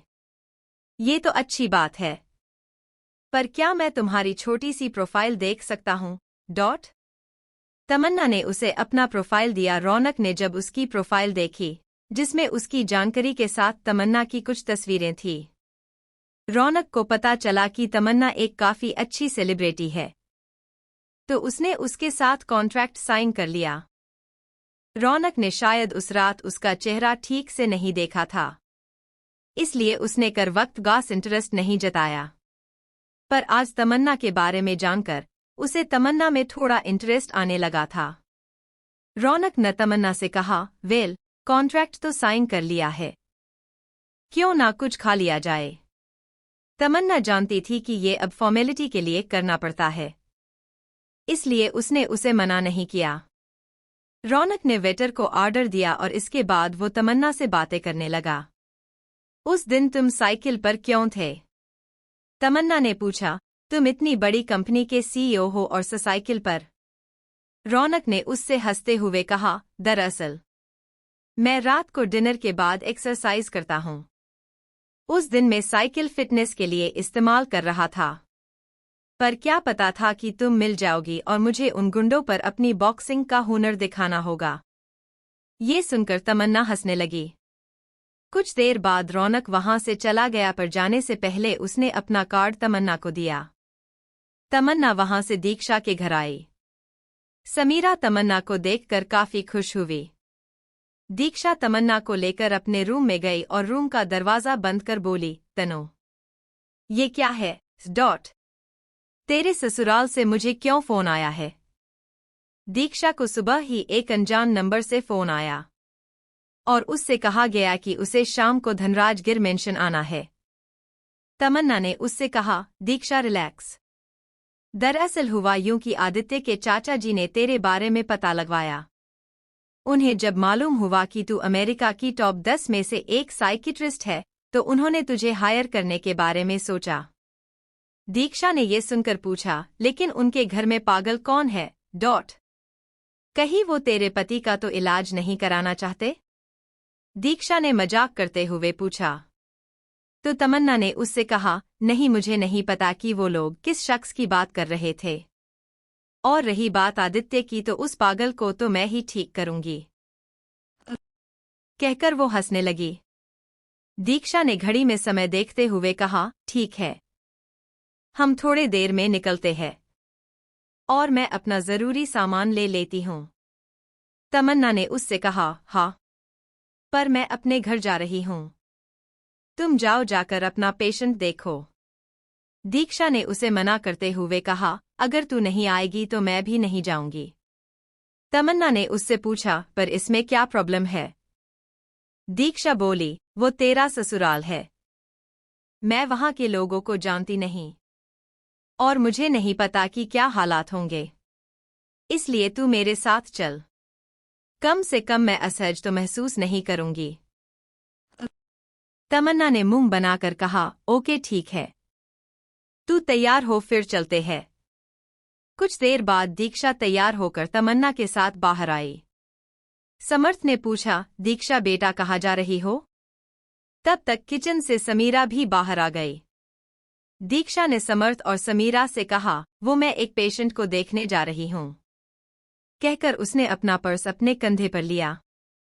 समीरा ने उससे पूछा, कौन सा पेशेंट? और वो भी इंडिया में? पर हमें तो अगले हफ्ते वापस अमेरिका जाना है। दीक्षा ने ये सुनकर कहा, मॉम प्लीज, अगर आपको जाना है तो जाओ, पर अब मैं इस पेशेंट को ठीक करके वापस आऊंगी। दीक्षा, पर ये पेशेंट है कौन? और तू उसका केस हाथ में क्यों ले रही है? तुझे और भी देशों से तो ऑफर आए हैं काम करने के लिए। समीरा ने उसे समझाते हुए कहा। तमन्ना नोटिस कर रही थी कि समीरा इंडिया में बिल्कुल रहना नहीं चाहती और ना तो दीक्षा को रहने देना चाहती है। समर्थ ने समीरा से कहा, क्या फर्क पड़ता है, पेशेंट यहाँ का हो या फिर कहीं और का? सबसे बड़ी बात कि हमारी दीक्षा बहुत काबिल है, वो अपना काम कर कुछ ही दिनों में वापस आ जाएगी। समर्थ इस समय समीरा को समझाने की कोशिश कर रहा था। दीक्षा ने समर्थ की बातों से सहमत होकर कहा, हाँ मॉम, ये तो मेरे काम का हिस्सा है। और सबसे बड़ी बात, तमन्ना भी उस पेशेंट को जानती है। समीरा ने तमन्ना की तरफ देखा, जो एकदम से अपना नाम सुनकर हड़बड़ा गई। तमन्ना ने हकलाते हुए कहा, वो आंटी, दरअसल मेरे एक दोस्त के रिश्तेदार में कोई बीमार है, तो बस दीक्षा उन्हें ही देखने जा रही है। समीरा ने लंबी गहरी सांस ली, अब जब तुमने जाने का फैसला कर लिया है तो जाओ, भला मेरी कौन सुनता है इस घर में, कहकर वो वापस किचन में चली गई। दीक्षा ने समर्थ की तरफ देखा तो समर्थ ने उससे कहा, तू जाकर काम देख, तेरी माँ को मैं संभाल लूंगा। दीक्षा और तमन्ना वहां से चली गई। शाम का वक्त, आरुषि का घर। तमन्ना के ड्राइवर ने दीक्षा और तमन्ना को आरुषि के घर लाकर उन्हें छोड़ा। तमन्ना ने ड्राइवर से पूछा, ड्राइवर अंकल, ये किसका घर है? ड्राइवर ने उससे कहा, ये बड़े मालिक और मालकिन का ही घर है, उन्होंने आपको यहाँ ही बुलाया है। इतना कहकर वो उन दोनों के लिए कार का दरवाजा खोलता है। तमन्ना और दीक्षा बाहर आती है तो सामने एक बटलर खड़ा होता है जो उन्हें अंदर लेकर जाता है। तमन्ना और दीक्षा वहां के घर को देख रही थी। वो काफी सुंदर और आलीशान था। तमन्ना ने बटलर से पूछा, ये धनराज गिर मेंशन से अलग क्यों है? उस पर बटलर ने उससे कहा, जब आपकी दादी सास शादी करके आई थी तो वो यही रहा करती थी। उन्होंने अपनी जिंदगी के कई कीमती साल यहाँ गुजारे हैं, कहकर वो उन्हें लिविंग एरिया में लेकर आया। लिविंग एरिया में आदित्य और आरुषि दोनों मौजूद थे। आरुषि ने दीक्षा और तमन्ना को बैठने का बोलकर सर्वेंट को पानी लाने को कहा। सर्वेंट ने उन्हें चाय पानी ऑफर किया। दीक्षा और तमन्ना ने ज्यादा फॉर्मेलिटी नहीं की। आदित्य ने दीक्षा से कहा, तुम जानती होंगी कि तुम्हें यहाँ क्यों बुलाया गया है? दीक्षा ने हाँ में सर हिलाकर कहा, हाँ, पर मुझे ये नहीं पता है कि पेशेंट कौन है। मैं एक बार उनकी रिपोर्ट देखना चाहूंगी और साथ ही उन्हें देखना चाहूंगी। आदित्य ने सर्वेंट से कहकर अयांश की फाइल लाने को कहा। आरुषि ने दीक्षा को बड़ी उम्मीद के साथ देखते हुए कहा, सभी डॉक्टर ने अपने हाथ खड़े कर दिए हैं। अब तुम ही हमारी आखिरी उम्मीद हो। दीक्षा बड़ी गौर से उनकी बात सुन रही थी। उसे एहसास हो गया था कि कुछ गड़बड़ है। सर्वेंट ने उसके आगे चाय लाकर रखी तो दीक्षा ने चाय का कप उठाया। आदित्य ने दीक्षा से कहा, ये कोई और नहीं बल्कि मेरा बेटा अयांश है, अयांश धनराज गिर। उसके इतना कहते ही दीक्षा के हाथ से चाय छूट गई। तमन्ना और दीक्षा दोनों ही सोफे से उठ खड़ी हुई। क्या हुआ, तुम दोनों ठीक तो हो? आरुषि और आदित्य ने चिंता में पूछा। तमन्ना और दीक्षा ने नीचे देखा। दीक्षा के कपड़ों पर चाय गिर गई थी। दीक्षा ने माफी मांगते हुए कहा, सॉरी, गलती हो गई। क्या मैं अपने कपड़े साफ कर सकती हूँ? उसके पूछने पर एक मेड उसे बाथरूम में लेकर गई। बाकी के सर्वेंट ने नीचे गिरा हुआ चाय को साफ कर दिया। तमन्ना ने आरुषि से पूछा, क्या ये आदि के डैड है? आरुषि ने उससे कहा, हाँ, ये उसके डैड है। क्या आदि ने तुम्हें इस बारे में नहीं बताया? आरुषि के पूछने पर तमन्ना हड़बड़ी में बोली, दरअसल मुझे बताया गया था कि वो बीमार है। असल में उनकी सिचुएशन के बारे में मुझे नहीं पता था। आदित्य और आरुषि को ऐसा लगा जैसे आदि नहीं चाहता कि उसके डैड के बारे में उसकी वाइफ को पता चले, या आदि को अपने डैड से कोई लगाव नहीं। कुछ देर बाद दीक्षा अपने कपड़े साफ कर वहां आती है। दीक्षा के आते ही आदित्य उसे अयांश की फाइल देता है। दीक्षा ने उस फाइल को लिया और आदित्य से पूछा, क्या मैं उन्हें देख सकती हूँ?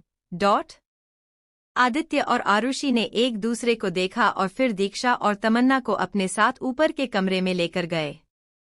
ऊपर के 2 एनडी फ्लोर की दीवार पर आदित्य ने अपने अंगूठे का निशान लगाया, जिससे वो दीवार 2 हिस्से में हो गई। दीक्षा और तमन्ना ने एक दूसरे को देखा और फिर वो लोग आदित्य और आरुषि के साथ अंदर गए। आरुषि ने उन दोनों से कहा, ये हमारे घर का दूसरा हिस्सा है, जहां पर सभी फैसिलिटी के साथ काफी सारे प्लेइंग एरिया में भी है। हमने उसे यही रखा है, कहकर वो वहां के कमरे में लेकर आए। आदित्य ने रूम का दरवाजा खोला और अंदर गया। सभी उसके साथ अंदर आए। दीक्षा की नजरों ने वहां मौजूद एक आदमी को देखा जिसकी शक्ल आदित्य से काफी मिलती जुलती है। तमन्ना ने भी ये देखकर खुद से कहा, बाप रे, दादाजी, पापा जी और पति देव की शक्ल एक ही है। तमन्ना हैरान थी। आरुषि ने अयांश को देखा जो टीवी देख रहा था। आरुषि ने उसे आवाज दी, अयांश। अयांश ने एक नजर अपनी मॉम को देखा और फिर टीवी बंद कर दिया। मॉम, आप, कहकर अयांश बेड से उठ गया। अयांश की नजर वहां मौजूद 2 अनजान चेहरों पर गई, जिन्हें देखकर वो अपनी जगह पर रुक गया। आदित्य उसके पास आकर बोला, अयांश, ये देवयांशी। आदित्य की बात को काटकर अयांश ने कहा। दीक्षा तमन्ना थोड़े चौंक कर अयांश को देख रही थी। उन्हें समझ में नहीं आया कि देवयांशी कौन है।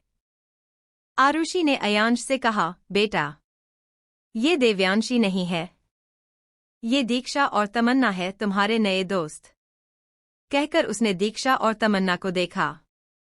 अयांश ने उन दोनों को देखकर पूछा, मेरी देव्यांशी कहाँ है? दीक्षा और तमन्ना को समझ नहीं आया कि क्या जवाब दे। आदित्य की भौहें सिकोड़ गई। क्या मतलब है अयांश? तुमने फिर से देव्यांशी को घुमा दिया। अयांश ने ना में सर हिलाकर कहा, नहीं, एक आंटी लेकर गई थी, अभी तक आई नहीं। आरुषि ने अयांश से कहा, मैं लेकर आती हूँ तुम्हारी देव्यांशी को। कहकर वो जल्दी से बाहर गई। आरुषि समझ गई थी कि जरूर ये मेड का काम है। दीक्षा अयांश के पास अपने कदम बढ़ा देती है और उसके सामने जाकर खड़ी हो जाती है। दीक्षा बड़े गौर से उसको देख रही थी। अयांश ने उससे घूर कर पूछा, तुम मुझे ऐसे क्यों देख रही हो? और तुम कौन हो? दीक्षा ने उससे कहा, अभी तो आपकी मम्मा ने बताया कि मैं आपकी दोस्त हूँ। आप इतनी जल्दी भूल गए? अयांश ने उससे बिल्कुल बच्चों की तरह कहा, नहीं, मैं कुछ नहीं भूलता, कहकर उसने अपना मुंह बनाया। दीक्षा ने उसके आगे हाथ आगे बढ़ाकर कहा, तो चलो, हाथ मिला लो। अयांश ने उसके हाथ को दूर करते हुए कहा, अजनबियों से हाथ नहीं मिलाते हैं। दीक्षा ने आदित्य की तरफ देखा और फिर अपने पर्स से एक चॉकलेट निकालकर अयांश की तरफ बढ़ाकर कहा, तो क्या अब दोस्ती करोगे? अयांश ने उस चॉकलेट को देखा तो उसे चॉकलेट खाने की इच्छा हुई, पर उसने दीक्षा से कहा, अजनबियों से चॉकलेट नहीं लेते। दीक्षा ने उससे बड़े प्यार से कहा, अजनबियों से नहीं लेते पर दोस्तों से तो लेते हैं। अयांश ने आदित्य की तरफ देखा जैसे उससे परमिशन मांग रहा हो। आदित्य ने उसे चॉकलेट लेने का इशारा किया तो अयांश ने तुरंत ही दीक्षा के हाथ से चॉकलेट लेकर कहा, मेरी देव्यांशी को चॉकलेट पसंद है, ये मैं उसे दूंगा। दीक्षा ने एक बार फिर हाथ बढ़ाकर कहा, तो अब हम दोस्त हैं ना? अयांश ने उससे हाथ मिलाकर कहा, हाँ, पर तुम्हें मेरे लिए रोज चॉकलेट लेकर आना होगा। दीक्षा ने उसे हाँ कहा। तभी आरुषि वहां अपने गोद में खिलौने की डोल को एक छोटे से ब्लैंकेट में लपेटकर लाई और अयांश को देते हुए कहा, ये है तुम्हारी देव्यांशी। दीक्षा और तमन्ना ने उस डोल को देखा और फिर अयांश को। अयांश उस डोल को सचमुच की देव्यांशी समझकर उसके साथ खेलने लगा। आदित्य और आरुषि दीक्षा और तमन्ना को लेकर बाहर आए।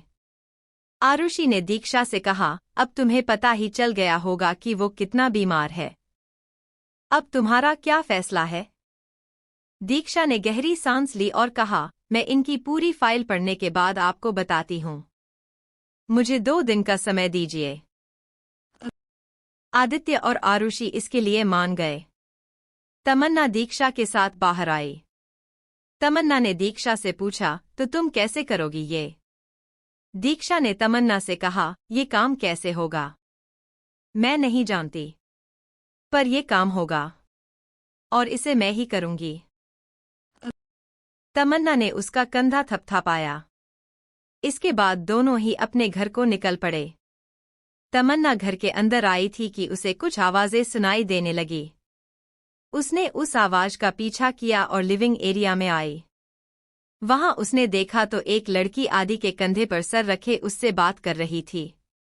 तभी तमन्ना ने उसे आवाज दी, आदित्य। आदित्य के साथ साथ उस लड़की की नजर भी तमन्ना पर गई। तमन्ना हल्का सा मुस्कुराकर आदित्य से कहती है, क्या ये भी तुम्हारी कोई बहन है? तमन्ना नहीं चाहती थी कि वो कोई गलतफहमी अपने दिमाग में लाए। तमन्ना ने पहले ही अकीको को आदित्य की गर्लफ्रेंड समझ लिया था, पर अब वो दोबारा कोई गलती नहीं करना चाहती थी। पर बहन शब्द सुनकर उस लड़की को बहुत गुस्सा आया। आदित्य ने तमन्ना से कहा, ये भव्या है। ये 3 शब्द तमन्ना के कानों में किसी धमाके की तरह फूटे। उसने भव्या को बड़े गौर से देखा, जिसने आदित्य के हाथों को अपने हाथों में जकड़ा हुआ था। भव्या सोफे से खड़ी हुई और तमन्ना को देखकर आदित्य से बोली, ओह, तो ये है तुम्हारी किराए की पत्नी? आदित्य भी सोफे से खड़ा हुआ और भव्या से कहा, ऐसा मत बोलो। भव्या को कोई फर्क नहीं पड़ा। भव्या तमन्ना को नीचा गिराते हुए बोली, क्यों ना बोलूं? ये इस काम के पैसे लेती है, तो ये किराए की ही बीवी हुई ना। तमन्ना को अपने लिए ऐसे शब्द सुनकर बहुत गुस्सा आया। तमन्ना ने भव्या से कहा, हाँ, लेती हूं मैं पैसे, पर इन पैसों के बदले मैं आदित्य को वो देने वाली हूं जो तुम कभी नहीं दे पाओगी। कहकर तमन्ना एटीट्यूड में वहां से चली गई। भव्या और आदित्य को बिल्कुल उम्मीद नहीं थी कि तमन्ना भव्या को ऐसा जवाब देगी। तमन्ना ने भव्या को इनडायरेक्टली ये कहा कि वो कभी मां नहीं बन सकती है। तमन्ना आदित्य को बच्चा दे सकती है पर भव्या नहीं। आदित्य, इस 2 टके की लड़की की इतनी हिम्मत कैसी हुई कि ये मुझे ऐसा बोले? भव्या ने दांत पिसकर कहा। आदित्य ने उसका गुस्सा शांत कराते हुए कहा, भव्या शांत हो जाओ, मैं उससे बात करता हूं। भव्या ने आदित्य से गुस्से में कहा, कुछ भी करो, पर उसे उसकी औकात दिखाओ, वरना मैं इस लड़की को नहीं छोड़ूंगी। आदित्य ने भव्या को गले लगाया और कहा, भव्या, मुझे तुम गुस्सा करती हुई बिल्कुल अच्छी नहीं लगती। तुम टेंशन मत लो, मैं हूं ना। कहकर वो उसकी पीठ सहलाने लगा। भव्या भी शांत हो गई थी क्योंकि वो आदित्य के सामने अपना इंप्रेशन खराब नहीं करना चाहती थी। भव्या ने उससे थोड़ा अलग होकर कहा, कल हम ब्रेकफास्ट के लिए बाहर जाएंगे। आदित्य मुस्कुराया और उसे हाँ कहा। भव्या ने उससे कहा, उस लड़की से थोड़ा दूर रहना, मुझे नहीं पसंद कि तुम उसके करीब जाओ। कहकर वो आदित्य के गालों पर किस कर लेती है। आदित्य को ना जाने क्यों उसका किस करना पसंद नहीं आया था, पर वो मुस्कुरा दिया। भव्या के जाने के बाद आदित्य ने अपना कोट निकाला और कमरे में आकर सबसे पहले शावर लिया। शावर का ठंडा पानी आदित्य के बदन को भीगा रहा था। आदित्य ने खुद से कहा, भव्या आज से पहले कई बार मेरे गले लग गई है, कई बार उसने मेरे गालों को चूमा है, पर ना जाने क्यों आज उसका इतने नजदीक होना और गालों को चूमना पसंद नहीं आया। कहकर आदित्य खुद को साफ करने लगा। वही बाथरूम के छोटे से पूल में मौजूद तमन्ना इस बात से अनजान थी कि आदित्य भी वही बाथरूम में शावर ले रहा है। तमन्ना यूं ही पानी में किसी मछली की तरह तैर रही थी। उसके दिमाग में हजारों सवाल चल रहे थे। तमन्ना ने खुद से कहा, आदित्य की हिम्मत कैसी हुई कि वो अपनी गर्लफ्रेंड को इतने समय तक अपने घर में रखे। भव्या को यहां देखकर ही तमन्ना को गुस्सा आ रहा था। तमन्ना ने खुद से कहा, मुझे उसने किराए की पत्नी कहा, अब मैं उसे बताऊंगी कि पत्नी होती क्या है। कहकर वो पूल में जोर से हाथ मारती है, जिससे पानी की आवाज हुई जो कि आदित्य के कानों में गई। आदित्य, जिसने अभी अभी शावर बंद किया था, वो पूल एरिया की तरफ आया। सामने का नजारा देखकर उसका मुंह खुला का खुला रह गया और साथ ही उसके शरीर में अनचाही गर्मी होने लगी। आदित्य ने अपने सामने का नजारा देखा तो उसकी आंखें बड़ी हो गई। उसके सामने तमन्ना किसी जलपरी से कम नहीं लग रही थी। उसके शरीर से टपकता पानी उसे और भी बहुत खूबसूरत बना रहा था। तमन्ना आंखें बंद किए हुए पानी के ट्यूब में लेटी हुई थी। तभी उसे कुछ आवाज आती है। तमन्ना अपनी आंखें खोलकर देखती है तो सामने से आदित्य उसकी तरफ आ रहा था। आदित्य अपना बाथरोब निकालकर तमन्ना की तरफ बढ़ता है। तमन्ना ने ट्यूब से उठते हुए पूछा, तुम यहाँ क्या कर रहे हो? कहकर वो पानी में आदित्य के सामने खड़ी हो जाती है। आदित्य उसे कमर से पकड़कर अपने करीब कर लेता है। उसकी खुशबू को महसूस कर आदित्य के होठों पर स्माइल आती है। हे, दूर हटो मुझसे, तमन्ना ने उसे दूर करते हुए कहा। क्योंकि आदित्य भव्या के बेहद करीब था इसलिए अब तमन्ना उसके करीब नहीं जाना चाहती है। आदित्य 1 इंच भी नहीं हिला और उसके माथे से अपने माथे को जोड़कर कहा, तुम हर बार मुझे खुद से दूर क्यों करती हो? क्या वाकई में तुम्हें अच्छा नहीं लगता कि मैं तुम्हारे पास रहूं? आदित्य ने ये बातें इतने एहसास के साथ कही थी कि तमन्ना का दिल बहुत तेजी से धड़क रहा था। आदित्य ने महसूस किया कि तमन्ना उसकी बाहों में पिघल रही है तो उसने उसके आंखों को चूम लिया। तमन्ना की आंखें बंद हो गई थी। उसने आदित्य से दूर होकर कहा, मुझे नहीं पसंद। इतना कहकर वो पूल से बाहर आकर बाथरोब पहनने लगी। आदित्य को उसके सवाल का जवाब मिल गया था। आदित्य भी पानी से बाहर आया और उसने उससे सवाल करते हुए पूछा, आखिर क्यों? तमन्ना ने उससे कहा, क्योंकि तुम झूठे हो, धोखेबाज हो। आदित्य की उम्मीद नहीं थी कि तमन्ना उसे ऐसा कुछ कहेगी। आदित्य ने उससे पूछा, आखिर मैंने तुमसे कौन सा झूठ बोला? क्या धोखा दिया तुम्हें मैंने? तमन्ना ने उसे गुस्से में कहा, ओह, तो अब ये भी मुझे ही बताना होगा। तो सुनो, कहकर तमन्ना ने अपने हाथ बांधे और कहा, तुमने मुझसे जबरदस्ती शादी की एक बच्चे के लिए, पर मुझे अपने अफेयर के बारे में कुछ बताया नहीं, और तुम्हारी बहन मुझसे सवाल करती है, जहां मुझे झूठ बोलना पड़ता है, क्योंकि मैं तो यही समझती थी कि तुम शायद किसी से शादी करना ही नहीं चाहते, पूरी जिंदगी किसी के साथ नहीं रहना चाहते हो, इसलिए तुम सिर्फ एक बच्चा चाहते हो। अब तक मेरी नज़रों में हमारा रिश्ता, जो सिर्फ कुछ समय के लिए था, वो एक पवित्र रिश्ता था, पर नहीं, आज मुझे पता चला कि मैं हूं क्या। तमन्ना ने अपनी सारी भड़ास उस पर निकाल दी। तमन्ना को यही लग रहा था कि आदित्य ने उसे अंधेरे में रखा हुआ था, और आज भव्या का तमन्ना को किराए की पत्नी कहना चुभ गया। आदित्य ने उसकी बात सुनकर उससे गुस्से में कहा, खबरदार, जो एक बार और ये शब्द कहा तो मैंने तुम्हें अपने बारे में कभी बताया नहीं। तुम्हारी गलती कि तुमने मेरे बारे में ऐसा सोचा। अगर तुम्हें मेरे बारे में जानना था तो पूछ लेती, मैंने कब मना किया है? तमन्ना ने उसकी बातें सुनकर कहा, पूछ लेती तो क्या तुम बताते? हमेशा तो तुम्हें मुझ पर गुस्सा करना होता है, मुझे नीचे गिराना होता है, और आज तो हद ही हो गई। कहते हुए तमन्ना की सांसें फूलने लगी। आदित्य ने खिसियाते हुए पूछा, तमन्ना, आखिर तुम चाहती क्या हो? तमन्ना ने उससे कहा, मैं एक नॉर्मल रिश्ता चाहती हूँ, जहां पर वफादारी हो, भले ही वो रिश्ता झूठ की बुनियाद पर हो या वो रिश्ता कुछ समय के लिए हो। मैं सिर्फ रिश्ते में वफादारी चाहती हूँ, पर मुझे नहीं लगता कि तुम मुझे वो दे पाओगे, क्योंकि तुम और वरुण एक जैसे हो। कहकर वो कमरे में चली गई। आदित्य वहीं खड़ा रहकर उसकी शब्दों के बारे में सोचते हुए कहता है, आखिर इस लड़की की हिम्मत कैसी हुई मुझे अपने एक्स बॉयफ्रेंड के साथ तुलना करने की। अरे, कहाँ मैं राजा भोस और कहाँ वो गंगू तेली। कहते हुए वो भी कमरे में आया। आदित्य ने कमरे में आकर देखा तो तमन्ना काउच पर अपना बिस्तर लगा रही थी। ये देखकर आदित्य ने उसके ऊपर पिलो फेंका जो तमन्ना के सर पर लगा। तमन्ना ने तकिए को पकड़कर आदित्य से गुस्से में कहा, फेंकना ही है तो अपना दिमाग फेंको ना, जो कि कचरे से भरा है। आदित्य ने उससे कहा, खबरदार, जो मेरी इंटेलिजेंसी पर शक किया तो देश का सबसे बड़ा सीईओ हूं। तमन्ना ने उसकी तरफ तकिया फेंका और कहा, देश के सबसे बड़ा धोखेबाज हो तुम। आदित्य, ऊपर वाले से डरो, तुमने एक लड़की का दिल दुखाया है। ऊपर वाला करे तुम्हारी खूबसूरती तुमसे छीन जाए, कोई लड़की तुम्हें भाव ना दे, तुम जल्द ही बूढ़े हो जाओ और तुम्हारे दांत गिर जाए।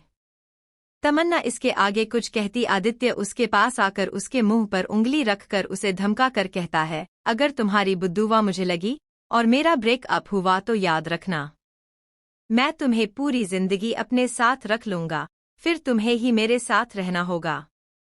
तमन्ना उसकी उंगली पर काट कर कहती है, मुझे क्या पागल समझ रखा है? मैं तमन्ना हूँ, तमन्ना आहूजा, लाखों दिलों की धड़कन। मैं तुम्हारे सारे पैसे लेकर भाग जाऊंगी और अच्छे और ईमानदार बॉयफ्रेंड बनाऊंगी।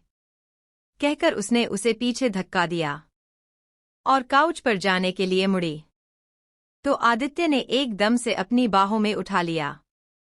ए राक्षस, हवसी आदमी, छोड़ो मुझे, वरना अंजाम अच्छा नहीं होगा।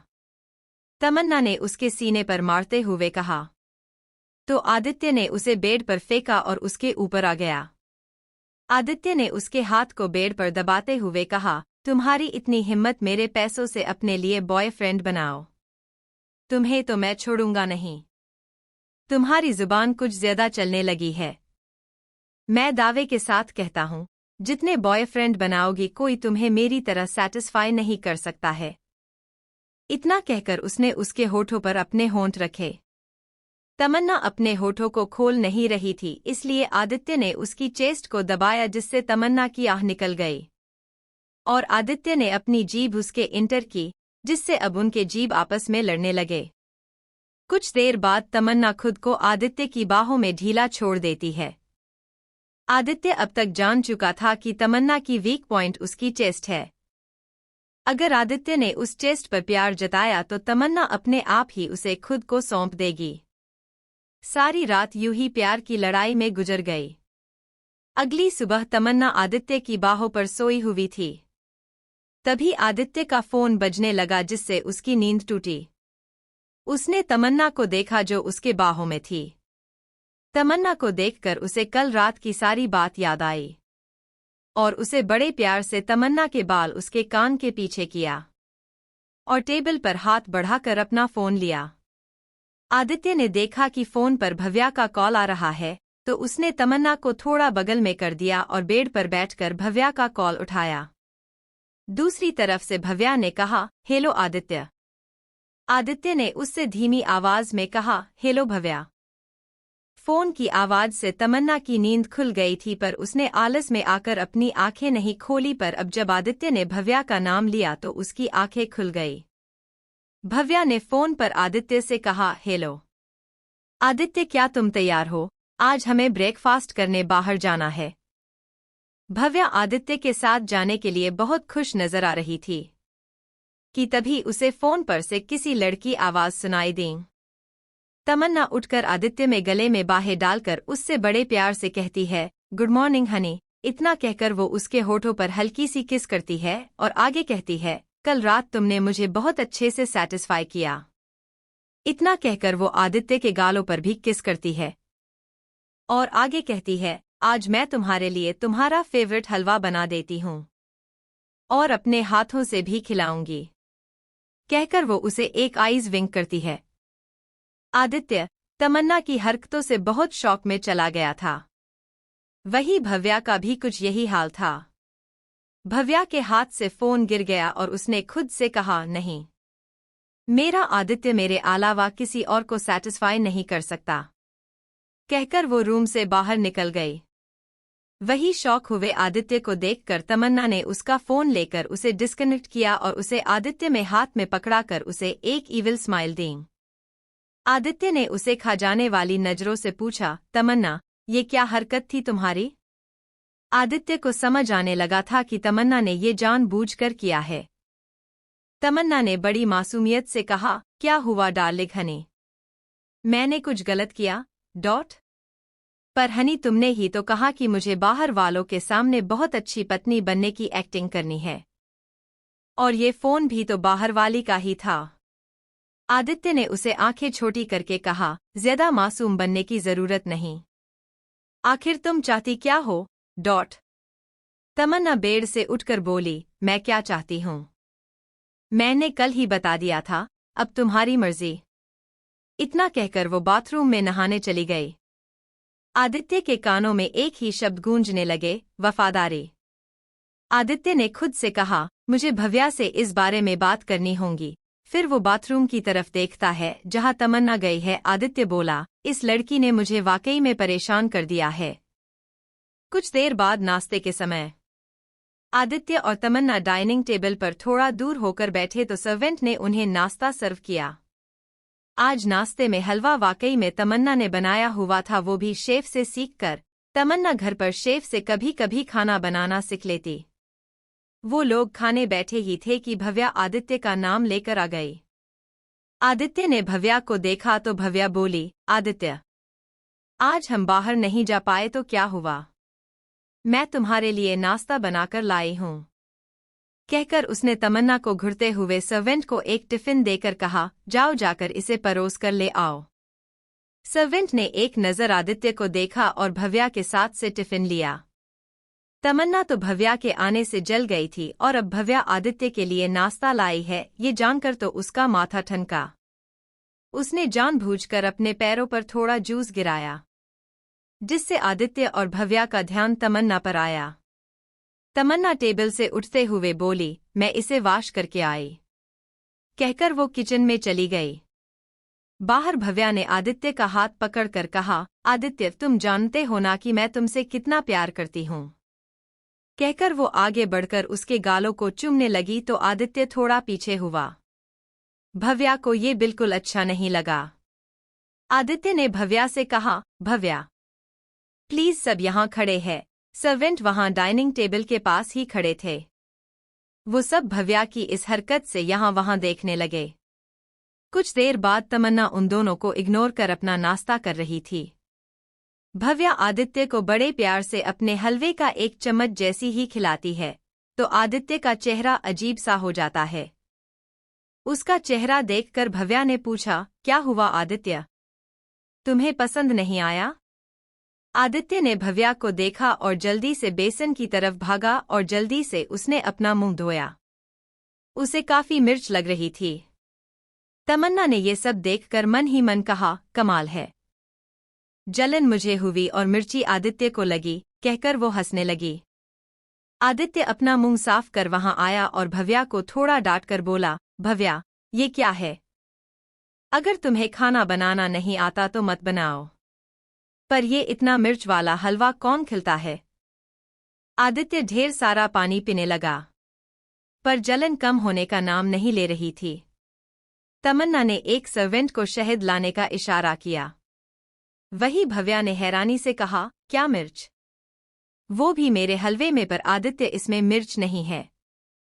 मैंने अपने शेफ से कहा था कि वो अच्छा हलवा बनाए। ये सुनकर तमन्ना को मौका मिल गया भव्या की क्लास लगाने का। तमन्ना आदित्य की चिंता करते हुए उसके पास आकर बोली, क्या तुम्हारी शेफ ने इसे बनाया है? इसका मतलब तुम अब तक आदित्य से झूठ बोल रही थी? भव्या, तुम ऐसा कैसे कर सकती हो? तभी सर्वेंट ने तमन्ना को शहद लाकर दिया तो तमन्ना ने एक चम्मच आदित्य को शहद देते हुए कहा, आदित्य इसे लो, तुम्हारी जलन जल्दी ही चली जाएगी। तमन्ना की केयर देखकर आदित्य ने उसके हाथ से शहद लिया और कुछ ही सेकंड में आदित्य की जलन खत्म हो गई। आदित्य ने राहत की सांस ली। भव्या ने आदित्य से माफी मांगते हुए कहा, आदित्य सॉरी, तुम्हें मेरे वजह से तकलीफ हुई, पर मुझे नहीं पता कि ये मिर्च कैसी आई। तमन्ना ने आदित्य की पीठ सहलाते हुए भव्या पर शक जताते हुए कहा, कहीं ऐसा तो नहीं कि तुम आदित्य से बदला ले रही हो क्योंकि उसने मुझसे शादी की? आदित्य की भुहें सिकोड़ गई और वो भव्या को सवालिया नजरों से देखने लगा। भव्या ने तुरंत मना करते हुए कहा, नहीं आदित्य, ये झूठ है। मैं क्यों तुमसे बदला लूं, जबकि ये तुमने हमारे भविष्य के लिए किया है। कहकर उसने आदित्य का हाथ पकड़ लिया। तमन्ना आदित्य से थोड़ा दूर हुई और बोली, मुझे शूट पर जाने में देर हो रही है। कहकर वो टेबल से अपना पर्स लिया और वहां से चली गई। तमन्ना स्टारलाइट में जाती है तो वहां की मैनेजर ने उससे कहा, तमन्ना, तुम स्टारलाइट की मेंबर हो तो ये सबको पता होनी चाहिए, इसलिए हमने सोचा है छोटी सी प्रेस कॉन्फ्रेंस कर ली जाए। तमन्ना ने सोचते हुए कहा, प्रेस कॉन्फ्रेंस में खर्चा होगा, इसलिए मेरे पास एक तरीका है। कहकर उसने मैनेजर से कुछ कहा। मैनेजर ने उसकी बात सुनकर उससे हैरानी से कहा, क्या बात है तमन्ना? तुम तो कमाल की हो। कहकर वो सारी चीजों की अरेंजमेंट करने गई। तमन्ना स्टारलाइट से निकलकर अपने एडवर्टाइजिंग की शूट पर गई। आज अवार्ड शो के बाद उसका पहला शूट था। वहां पहुंचने के बाद उसे पता चला कि उसके साथ काम करने वाला मेल आर्टिस्ट बदल दिया गया है। तमन्ना ने डायरेक्टर से पूछा, डायरेक्टर, ये नया आर्टिस्ट है कौन? उसके पूछने पर डायरेक्टर कुछ कहता तभी वहां मौजूद लड़कियों ने कहा, अरे देखो, सीईओ रौनक कश्यप आ गए हैं। रौनक कश्यप सुनकर तमन्ना के कान खड़े हो गए। उसने जब उस तरफ देखा तो वहां रौनक अपने आदमियों के साथ बहुत एटीट्यूड में चलकर आ रहा था। उसकी पर्सनालिटी देखकर लड़कियां आहे भरने को मजबूर हो गई थी। डायरेक्टर ने तमन्ना से कहा, यही है नया आर्टिस्ट। ये सुनकर तमन्ना हैरान हो गई, क्योंकि ये एडवर्टाइजिंग रौनक की कंपनी के लिए है, पर रौनक इसमें उसके साथ काम करेगा इस बारे में उसे कोई आइडिया नहीं था। रौनक डायरेक्टर के पास आया तो डायरेक्टर ने उसे ग्रीट किया। रौनक ने तमन्ना को देखकर मुस्कुरा कर कहा, हे ब्यूटीफुल गर्ल, कैसी हो? तमन्ना को अजीब लगा कि रौनक इतना बड़ा सीईओ उससे ऐसे सबके सामने बात कर रहा था। तमन्ना ने आसपास में लोगों को देखा जो रौनक की तस्वीरें लेने में व्यस्त थे। तमन्ना ने रौनक को ग्रीट करते हुए कहा, हेलो रौनक सर। सर सुनकर रौनक को अजीब लगा कि तमन्ना उससे ऐसे बात कर रही है जैसे वो उससे पहली बार मिल रही हो। तमन्ना ने सोच लिया था कि वो रौनक से थोड़ी दूरी बनाकर चलेगी, वरना अगले दिन रौनक के साथ उसकी खबरें आ जाएगी। डायरेक्टर ने तमन्ना से कहा, तमन्ना, अगर तुम रौनक सर को जानती हो तो ये काफी अच्छी बात है। हमें सीन शूट करने में दिक्कत नहीं आएगी। तमन्ना कुछ कहती उससे पहले रौनक ने कहा, आप शुरू कीजिए, कोई दिक्कत नहीं आएगी। डायरेक्टर वहां से चला गया तो रौनक तमन्ना के पास आया। तमन्ना एक कदम दूर हो गई। रौनक ने उससे पूछा, तुम ऐसे क्यों बिहेव कर रही हो? रौनक को समझ नहीं आ रहा था कि तमन्ना ऐसा बिहेव क्यों कर रही है। तमन्ना ने धीरे से कहा, क्योंकि यहाँ आसपास लड़कियां आपकी तस्वीरें ले रही है। अगर इन्होंने आपको मेरे साथ देखा तो ना जाने कल की अखबारों में क्या समाचार होगा। रौनक ने वहां मौजूद लोगों को देखा। एक अमीर हैंडसम बिजनेसमैन को देखकर लड़कियों के साथ लड़के नहीं तस्वीरें ले रहे थे। तुम कहो तो मैं इनके फोन अभी तुड़वा देता हूं, रौनक ने अपनी बाजू फोल्ड करते हुए कहा। गलती से भी ये मत करना, वरना एडवर्टाइजिंग बनने से पहले ही तुम्हारे प्रोडक्ट बंद हो जाएंगे। तमन्ना ने धीरे से उसे समझाते हुए आगे कहा, ये सारे लोग हमारे फैंस हैं। हम इन्हें जितना प्यार और सम्मान देंगे उतना ही ये हमें रेस्पेक्ट करेंगे। रौनक ने तमन्ना को देखा, वाकई में ये लड़की काफी एक्सपीरियंस है। तभी वहां स्क्रिप्ट राइटर ने उन्हें उनकी स्क्रिप्ट पकड़ा कर कहा, शुरू होने से पहले आप लोग आखिरी बार इसे देख लीजिए। रौनक और तमन्ना ने अपनी स्क्रिप्ट ली। तमन्ना बहुत ही फोकस के साथ काम कर रही थी, पर रौनक तो बस तमन्ना को देख रहा था। वो यहाँ आया ही तमन्ना के लिए था। रौनक ने तमन्ना को देखकर खुद से कहा, अगर मुझे तुमसे प्यार है तो मुझे ये प्यार कबूल है। कहते हुए उसके होठों पर बड़ी सी मुस्कान आ गई। कुछ देर बाद सीन शुरू हुआ।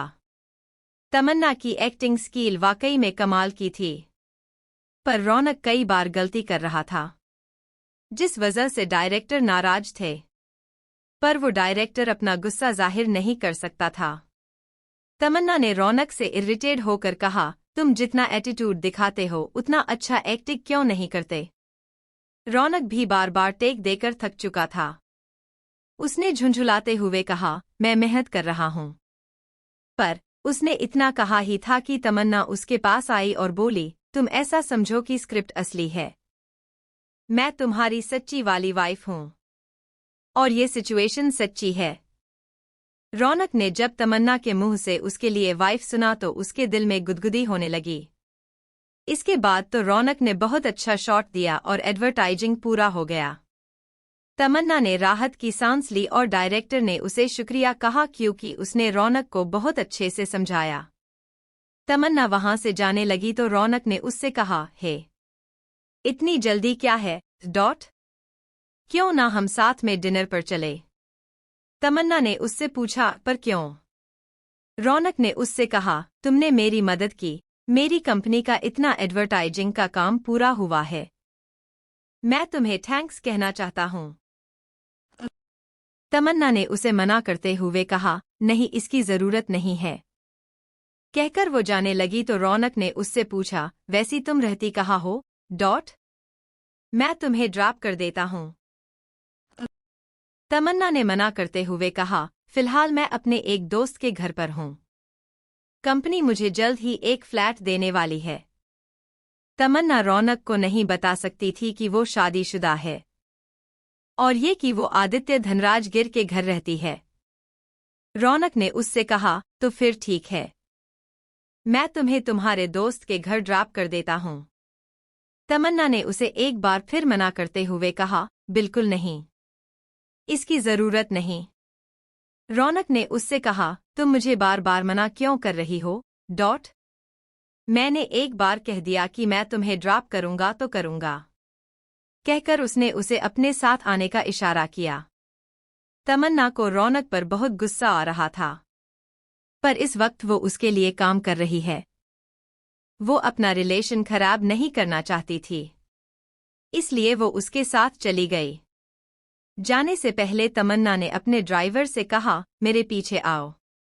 ड्राइवर समझदार था। कार में तमन्ना और रौनक मौजूद थे। रौनक ने उससे कहा, वेल, तुम्हारे आगे के क्या प्रोग्राम है? तमन्ना ने उससे कहा, कल से मेरे फिल्म की शूट शुरू होंगी। रौनक ने उससे कहा, वाओ, ये अच्छी बात है। रौनक तमन्ना के बारे में जानने की कोशिश कर रहा था, और तमन्ना उसे यहाँ वहाँ की बातें कर इग्नोर कर रही थी। देखते ही देखते दीक्षा के अपार्टमेंट के नीचे रौनक की कार आई। तमन्ना ने रौनक से कहा, थैंक यू सो मच, कहकर वो कार से बाहर निकली।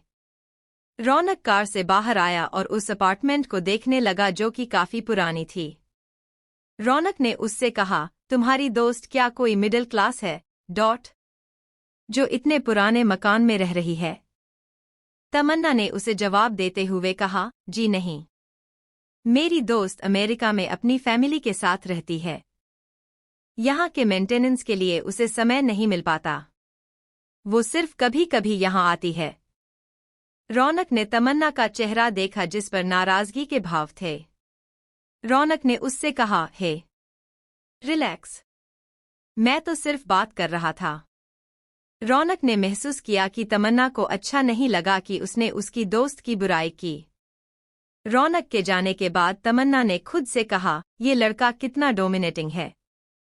ये सारे अमीर लोग ऐसे क्यों होते हैं? तभी उसे कार के हॉर्न की आवाज आई। तमन्ना का ड्राइवर वहां आ गया था। तमन्ना फटाफट से अपने कार में बैठी और वहां से निकल गई। दूसरी तरफ अकीको की कार प्रेसिडेंशियल पैलेस के आगे आकर रुकी। अकीको मुस्कुराते हुए बाहर आई। उसके बाहर आते ही वहां मौजूद गार्ड्स और सर्वेंट ने उसे झुककर ग्रीट किया। इससे अकीको का सर और ऊंचा हो गया। अकीको फूल एटीट्यूड में किसी राजकुमारी की तरह अंदर गई। अकीको ने एक सर्वेंट से पूछा, तुम्हारे मिस्टर प्रेसिडेंट कहाँ है? सर्वेंट ने उससे कहा, सर अंदर कुछ लोगों के साथ जरूरी मीटिंग के रहे हैं। अकीको का मुंह बन गया और वो जाकर सोफे पर बैठ गई। कुछ देर बाद अकीको को कुछ लोगों के कदमों की आवाज आई। वो खड़ी हुई और पीछे मुड़कर देखने लगी। सामने से एक रोबदार आदमी कुछ लोगों के साथ बातें करते हुए वही आ रहा था। उस रोबदार आदमी की आंखें काफी गहरी और चेहरा शांत था। अकीको के मुंह से एक शब्द निकला, मेरा कबीर आ गया।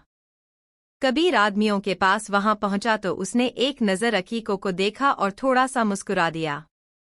उन सब के जाने के बाद कबीर अकीको के सामने वाले सोफे पर बैठकर बोला, तुम इंडिया कब आई? अकीको ने शर्माते हुए कहा, कल ही आई हूं। कबीर ने अपना सर हिला दिया और शांत हो गया। अकीको ने उससे मुस्कुराते हुए कहा, आदि भाई की शादी हो गई है। क्या तुम इसके बारे में जानते हो? कबीर ने ठंडी आह भरकर कहा, हाँ जानता हूं। ऐसा देश में कुछ है नहीं जो मुझसे छिपा हुआ है। अकीको ने उसकी तारीफ में कहा, क्योंकि तुम इस देश के प्रेसिडेंट हो और तुम बहुत काबिल हो। कबीर ने हल्की मुस्कान में उसे शुक्रिया कहा। अकीको ने उससे कहा, कबीर मैं काफी समय बाद इंडिया आई हूं। अगर तुम्हारे पास समय है तो हम क्या बाहर चल सकते हैं? इस पर कबीर ने उससे कहा, अकीको, दरअसल आज मुझे काम है, पर मैं इस रविवार को थोड़ा फ्री हूं। अकीको को पहले थोड़ा बुरा लगा पर उसने उसके बाद कबीर की हाँ में हाँ मिलाकर कहा, हाँ जरूर, संडे को हम एक साथ बाहर जाएंगे। कबीर मुस्कुराया और कहा, फिलहाल तुम आई अच्छा लगा। अभी मैं एक मीटिंग के लिए जा रहा हूं। कहने के बाद वो वहां से चला गया। उसके जाने के बाद अकीको ने खुद से कहा, आज तुम मुझसे जितना बचना चाहते हो कबीर, बच जाओ। पर एक ना एक दिन तुम्हें मेरा होना है। आखिर हमारा रिश्ता जो जुड़ा है वही कार में जा रहा कबीर बहुत उदास था। उसने अपने पर्स से अपना वॉलेट निकाला और उसमें मौजूद तस्वीर को देखने लगा। उस तस्वीर में एक 5 साल की लड़की और 10 साल का लड़का मौजूद था। उस लड़की के होठों पर बड़ी सी मुस्कुराहट थी और उसके होठों पर चॉकलेट लगे हुए थे। तस्वीर में मौजूद लड़का बड़े प्यार से उस 5 साल की लड़की को देख रहा था। कबीर ने उस तस्वीर को अपने सीने से लगाया और आंखें बंद करते हुए कहा, वापस आ जाओ, क्योंकि मैं चाहकर भी तुम्हें भूल नहीं पा रहा हूं। कहते हुए कबीर को अपने दिल में बहुत दर्द महसूस हुआ। शाम के वक्त तमन्ना बुझे हुए मन से घर आई। सर्वेंट से पूछने पर पता चला कि आदित्य अब तक वहां नहीं आया है। तमन्ना नहाकर कुछ हल्के कपड़े पहन लेती है, लिविंग एरिया में आकर अपनी स्क्रिप्ट पढ़ने लगती है। उसने डिनर करने से मना कर दिया था। कुछ घंटे बाद आदित्य आया। उसने जब लिविंग एरिया में लाइट जलते देखा तो उसकी आंखें छोटी हो गई। वहां आकर उसने देखा कि तमन्ना टेबल पर पढ़ाई कर रही है। आदित्य ने तमन्ना का नाम लिया, तमन्ना। तमन्ना जिसका पूरा फोकस अपनी स्क्रिप्ट में था। उसने अपना सर ऊपर किया। आदित्य ने पूछा, तुम अब तक जाग रही हो? तमन्ना ने अपनी आंखें मलते हुए कहा, हाँ, तुम्हारा इंतजार कर रही थी। तुम देर से क्यों आए? आदित्य ने जब सुना कि तमन्ना उसका इतने रात तक इंतजार कर रही थी तो उसे अच्छा लगा। उसने उससे कहा, ऑफिस में आज जरूरी मीटिंग थी। तुम बताओ, क्या तुमने खाना खाया? तमन्ना ने अपने पेट पर हाथ रखकर कहा, नहीं, मुझे भूख लगी है। आदित्य ने उसे देखा। वाकई में ये लड़की सच में बेवकूफ है। आदित्य ने जब देखा कि तमन्ना ने उसकी इंतजार में कुछ नहीं खाया है तो उसने तमन्ना से कहा, क्या खाना खाओगी? मैं शेफ से कह देता हूं। आदित्य इतना ही कह पाया था कि तमन्ना बीच में बोली, मुझे बाहर डिनर करने का मन है। आदित्य ने घड़ी में समय देखते हुए कहा, रात के 12 बज रहे हैं। इस वक्त कौन सा रेस्टोरेंट खुला होगा? अरे, तुम आदित्य धनराज गिर हो। तुम्हारे लिए रात क्या और दिन क्या? तुम्हारे इशारे पर आधा हिंदुस्तान अभी जाग जा सकता है। तमन्ना ने उसकी तारीफ करते हुए कहा। आदित्य ने उसे आंखें छोटी करके देखा। तमन्ना अपनी बात मनवाने में माहिर है, पर अगर उसकी बात पर गौर किया जाए तो वो सच है। आदित्य ने उससे कहा, चलो तैयार हो जाओ, आज हम कैंडल लाइट डिनर करेंगे। ये सुनकर तमन्ना की आंखें चमक गई। वो जल्दी से उठी और खुश होकर आदित्य के चेहरे पर ढेर सारे किस करके बोली, thank you so much Aditya, तुम बहुत अच्छे हो। कहकर तमन्ना जाने को हुई तो आदित्य ने उसका हाथ पकड़कर उसे अपने तरफ खींचा। तमन्ना के करीब आते ही आदित्य ने उसे कमर से पकड़ लिया। तमन्ना ने आदित्य से मना करते हुए कहा, आदित्य प्लीज, अभी मुझे बहुत भूख लगी है, मुझे जाने दो। आदित्य ने उससे कहा, जाने दूंगा, पर पहले मुझे वो कहो जो तुमने सुबह कहा था। तमन्ना ने सोचते हुए कहा, मैंने क्या कहा था? तमन्ना दिन भर आदित्य मन ही मन आदित्य को कोसती है। इतने सारे शब्दों में वो कौन सा शब्द होगा? तभी आदित्य की आवाज उसके कानों में आई, हनी। ये सुनकर तमन्ना के शरीर के सारे रोंगटे खड़े हो गए। तमन्ना को याद आया कि आज सुबह उसने आदित्य का ब्रेकअप कराने के लिए इन शब्दों का उपयोग किया था। तमन्ना ने हकलाते हुए कहा, देखो आदित्य, सुबह तो सिर्फ एक नाटक था, इसलिए तुम उसे दिल पर मत लो।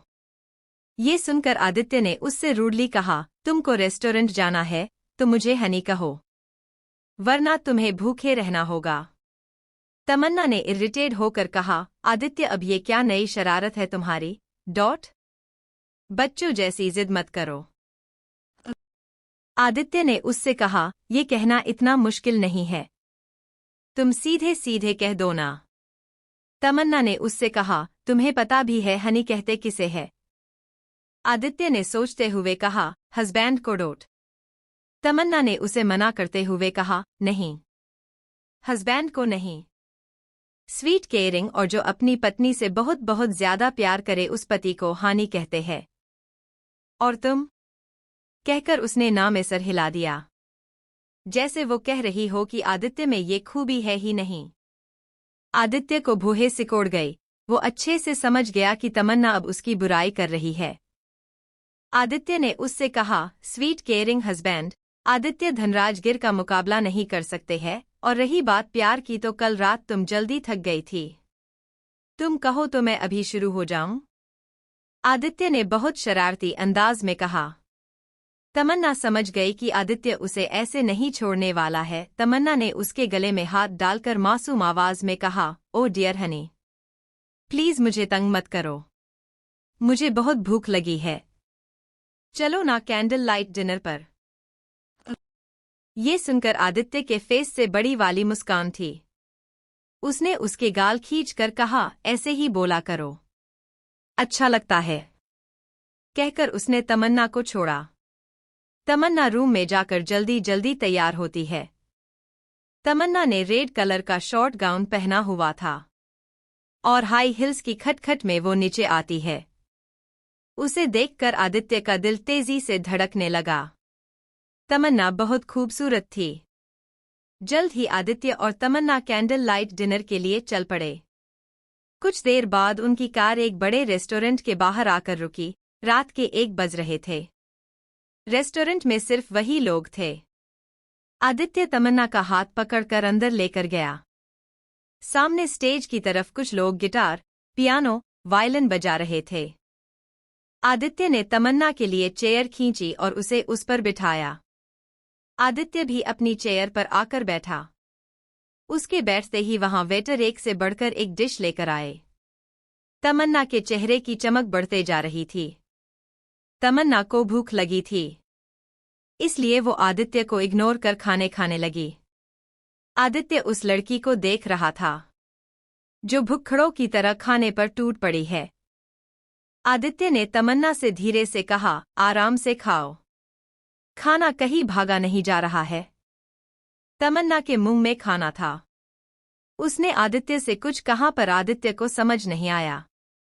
जब तमन्ना का आधा पेट भर गया तब उसने आदित्य को देखा जो प्लेट में चम्मच घुमा रहा था। क्या हुआ, तुम खाना क्यों नहीं खा रहे हो?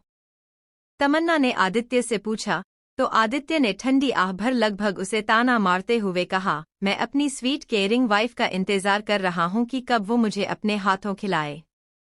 कहकर उसने उम्मीद भरी नजरों से देखा। तमन्ना समझ गई कि आदित्य से उससे क्या कहना चाहता है। तमन्ना के दिल में गुदगुदी होने लगी थी कि क्योंकि उनकी candle light dinner romantic dinner में जो बदल रही थी। तमन्ना ने बड़े प्यार से आदित्य को खाना खिलाना शुरू किया तो आदित्य ने भी उसे खाना खिलाया।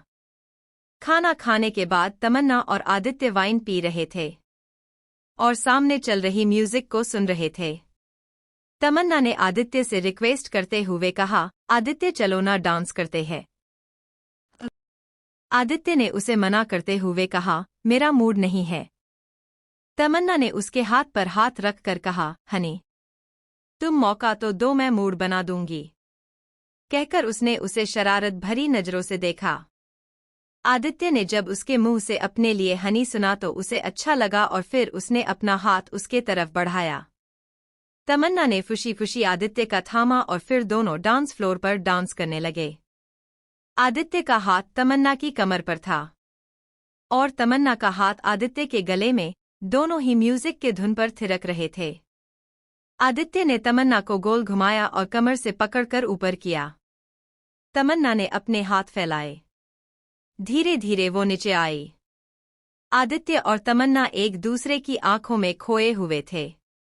तमन्ना ने अपना सर आदित्य के कंधे पर रखा और आंखें बंद कर ली। आदित्य ने भी उसे अपने बाहों में भर लिया। कुछ देर बाद आदित्य ने तमन्ना को अपनी बाहों में उठाया और घर लेकर आया। अगली सुबह देर से उठने के कारण तमन्ना जल्दी तैयार होकर शूटिंग के लिए निकली। आदित्य ने उससे कहा, रिलैक्स, तुम समय पर पहुंच जाओगी। तमन्ना ने अपने हाथ आपस में मलते हुए कहा, आदित्य, ये अवार्ड से शो के बाद मेरी पहली फिल्म है और मैं चाहती हूं कि ये मेरे लिए बहुत लकी साबित हो। आदित्य ने तमन्ना को बड़े गौर से देखा जो अपने काम को लेकर कितनी डेडिकेटेड थी। तभी गाड़ी सिग्नल पर रुकती है। और आदित्य की खिड़की पर एक बच्चा आ जाता है। तमन्ना ने उस गरीब बच्चे को देखा जो खाना मांग रहा था। तमन्ना को उस पर बहुत दया आई। उसने अपने जेब से 100 रुपए का नोट निकाला और खिड़की का कांच नीचे कर उसे पैसे देते हुए कहा, पेट भर के खाना। बच्चा खुश होकर बोला, थैंक यू दीदी, कहकर वो वहां से चला गया। आदित्य ये सब देखते हुए बोला, तुमने उसे पैसे क्यों दिए? हो सकता है कि वो इनसे कुछ गलत करे।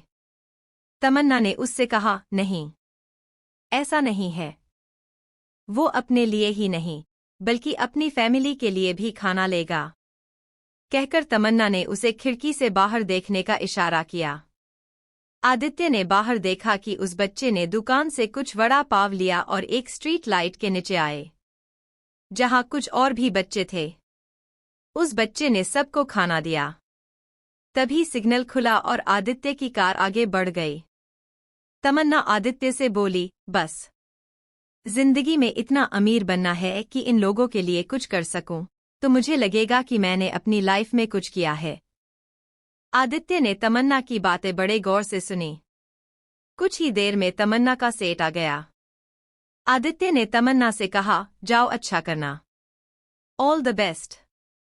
तमन्ना मुस्कुराकर बोली, थैंक यू सो मच, कहकर वो चली गई। उसके जाने के बाद आदित्य की गाड़ी कुछ दूर आगे बढ़ी ही थी कि उसका फोन बजने लगा। आदित्य ने फोन पर स्वस्तिक का नाम देखा तो उसने उस फोन को उठाया। कुछ देर बात करने के बाद आदित्य की गाड़ी एक फैक्ट्री के पास आकर रुकी। आदित्य कार से बाहर आया। उसके गार्ड्स ने सभी जगह पर चेक किया। उसके बाद आदित्य के साथ अंदर गए। फैक्ट्री को देखकर ही लग रहा था कि वो सालों पुरानी है।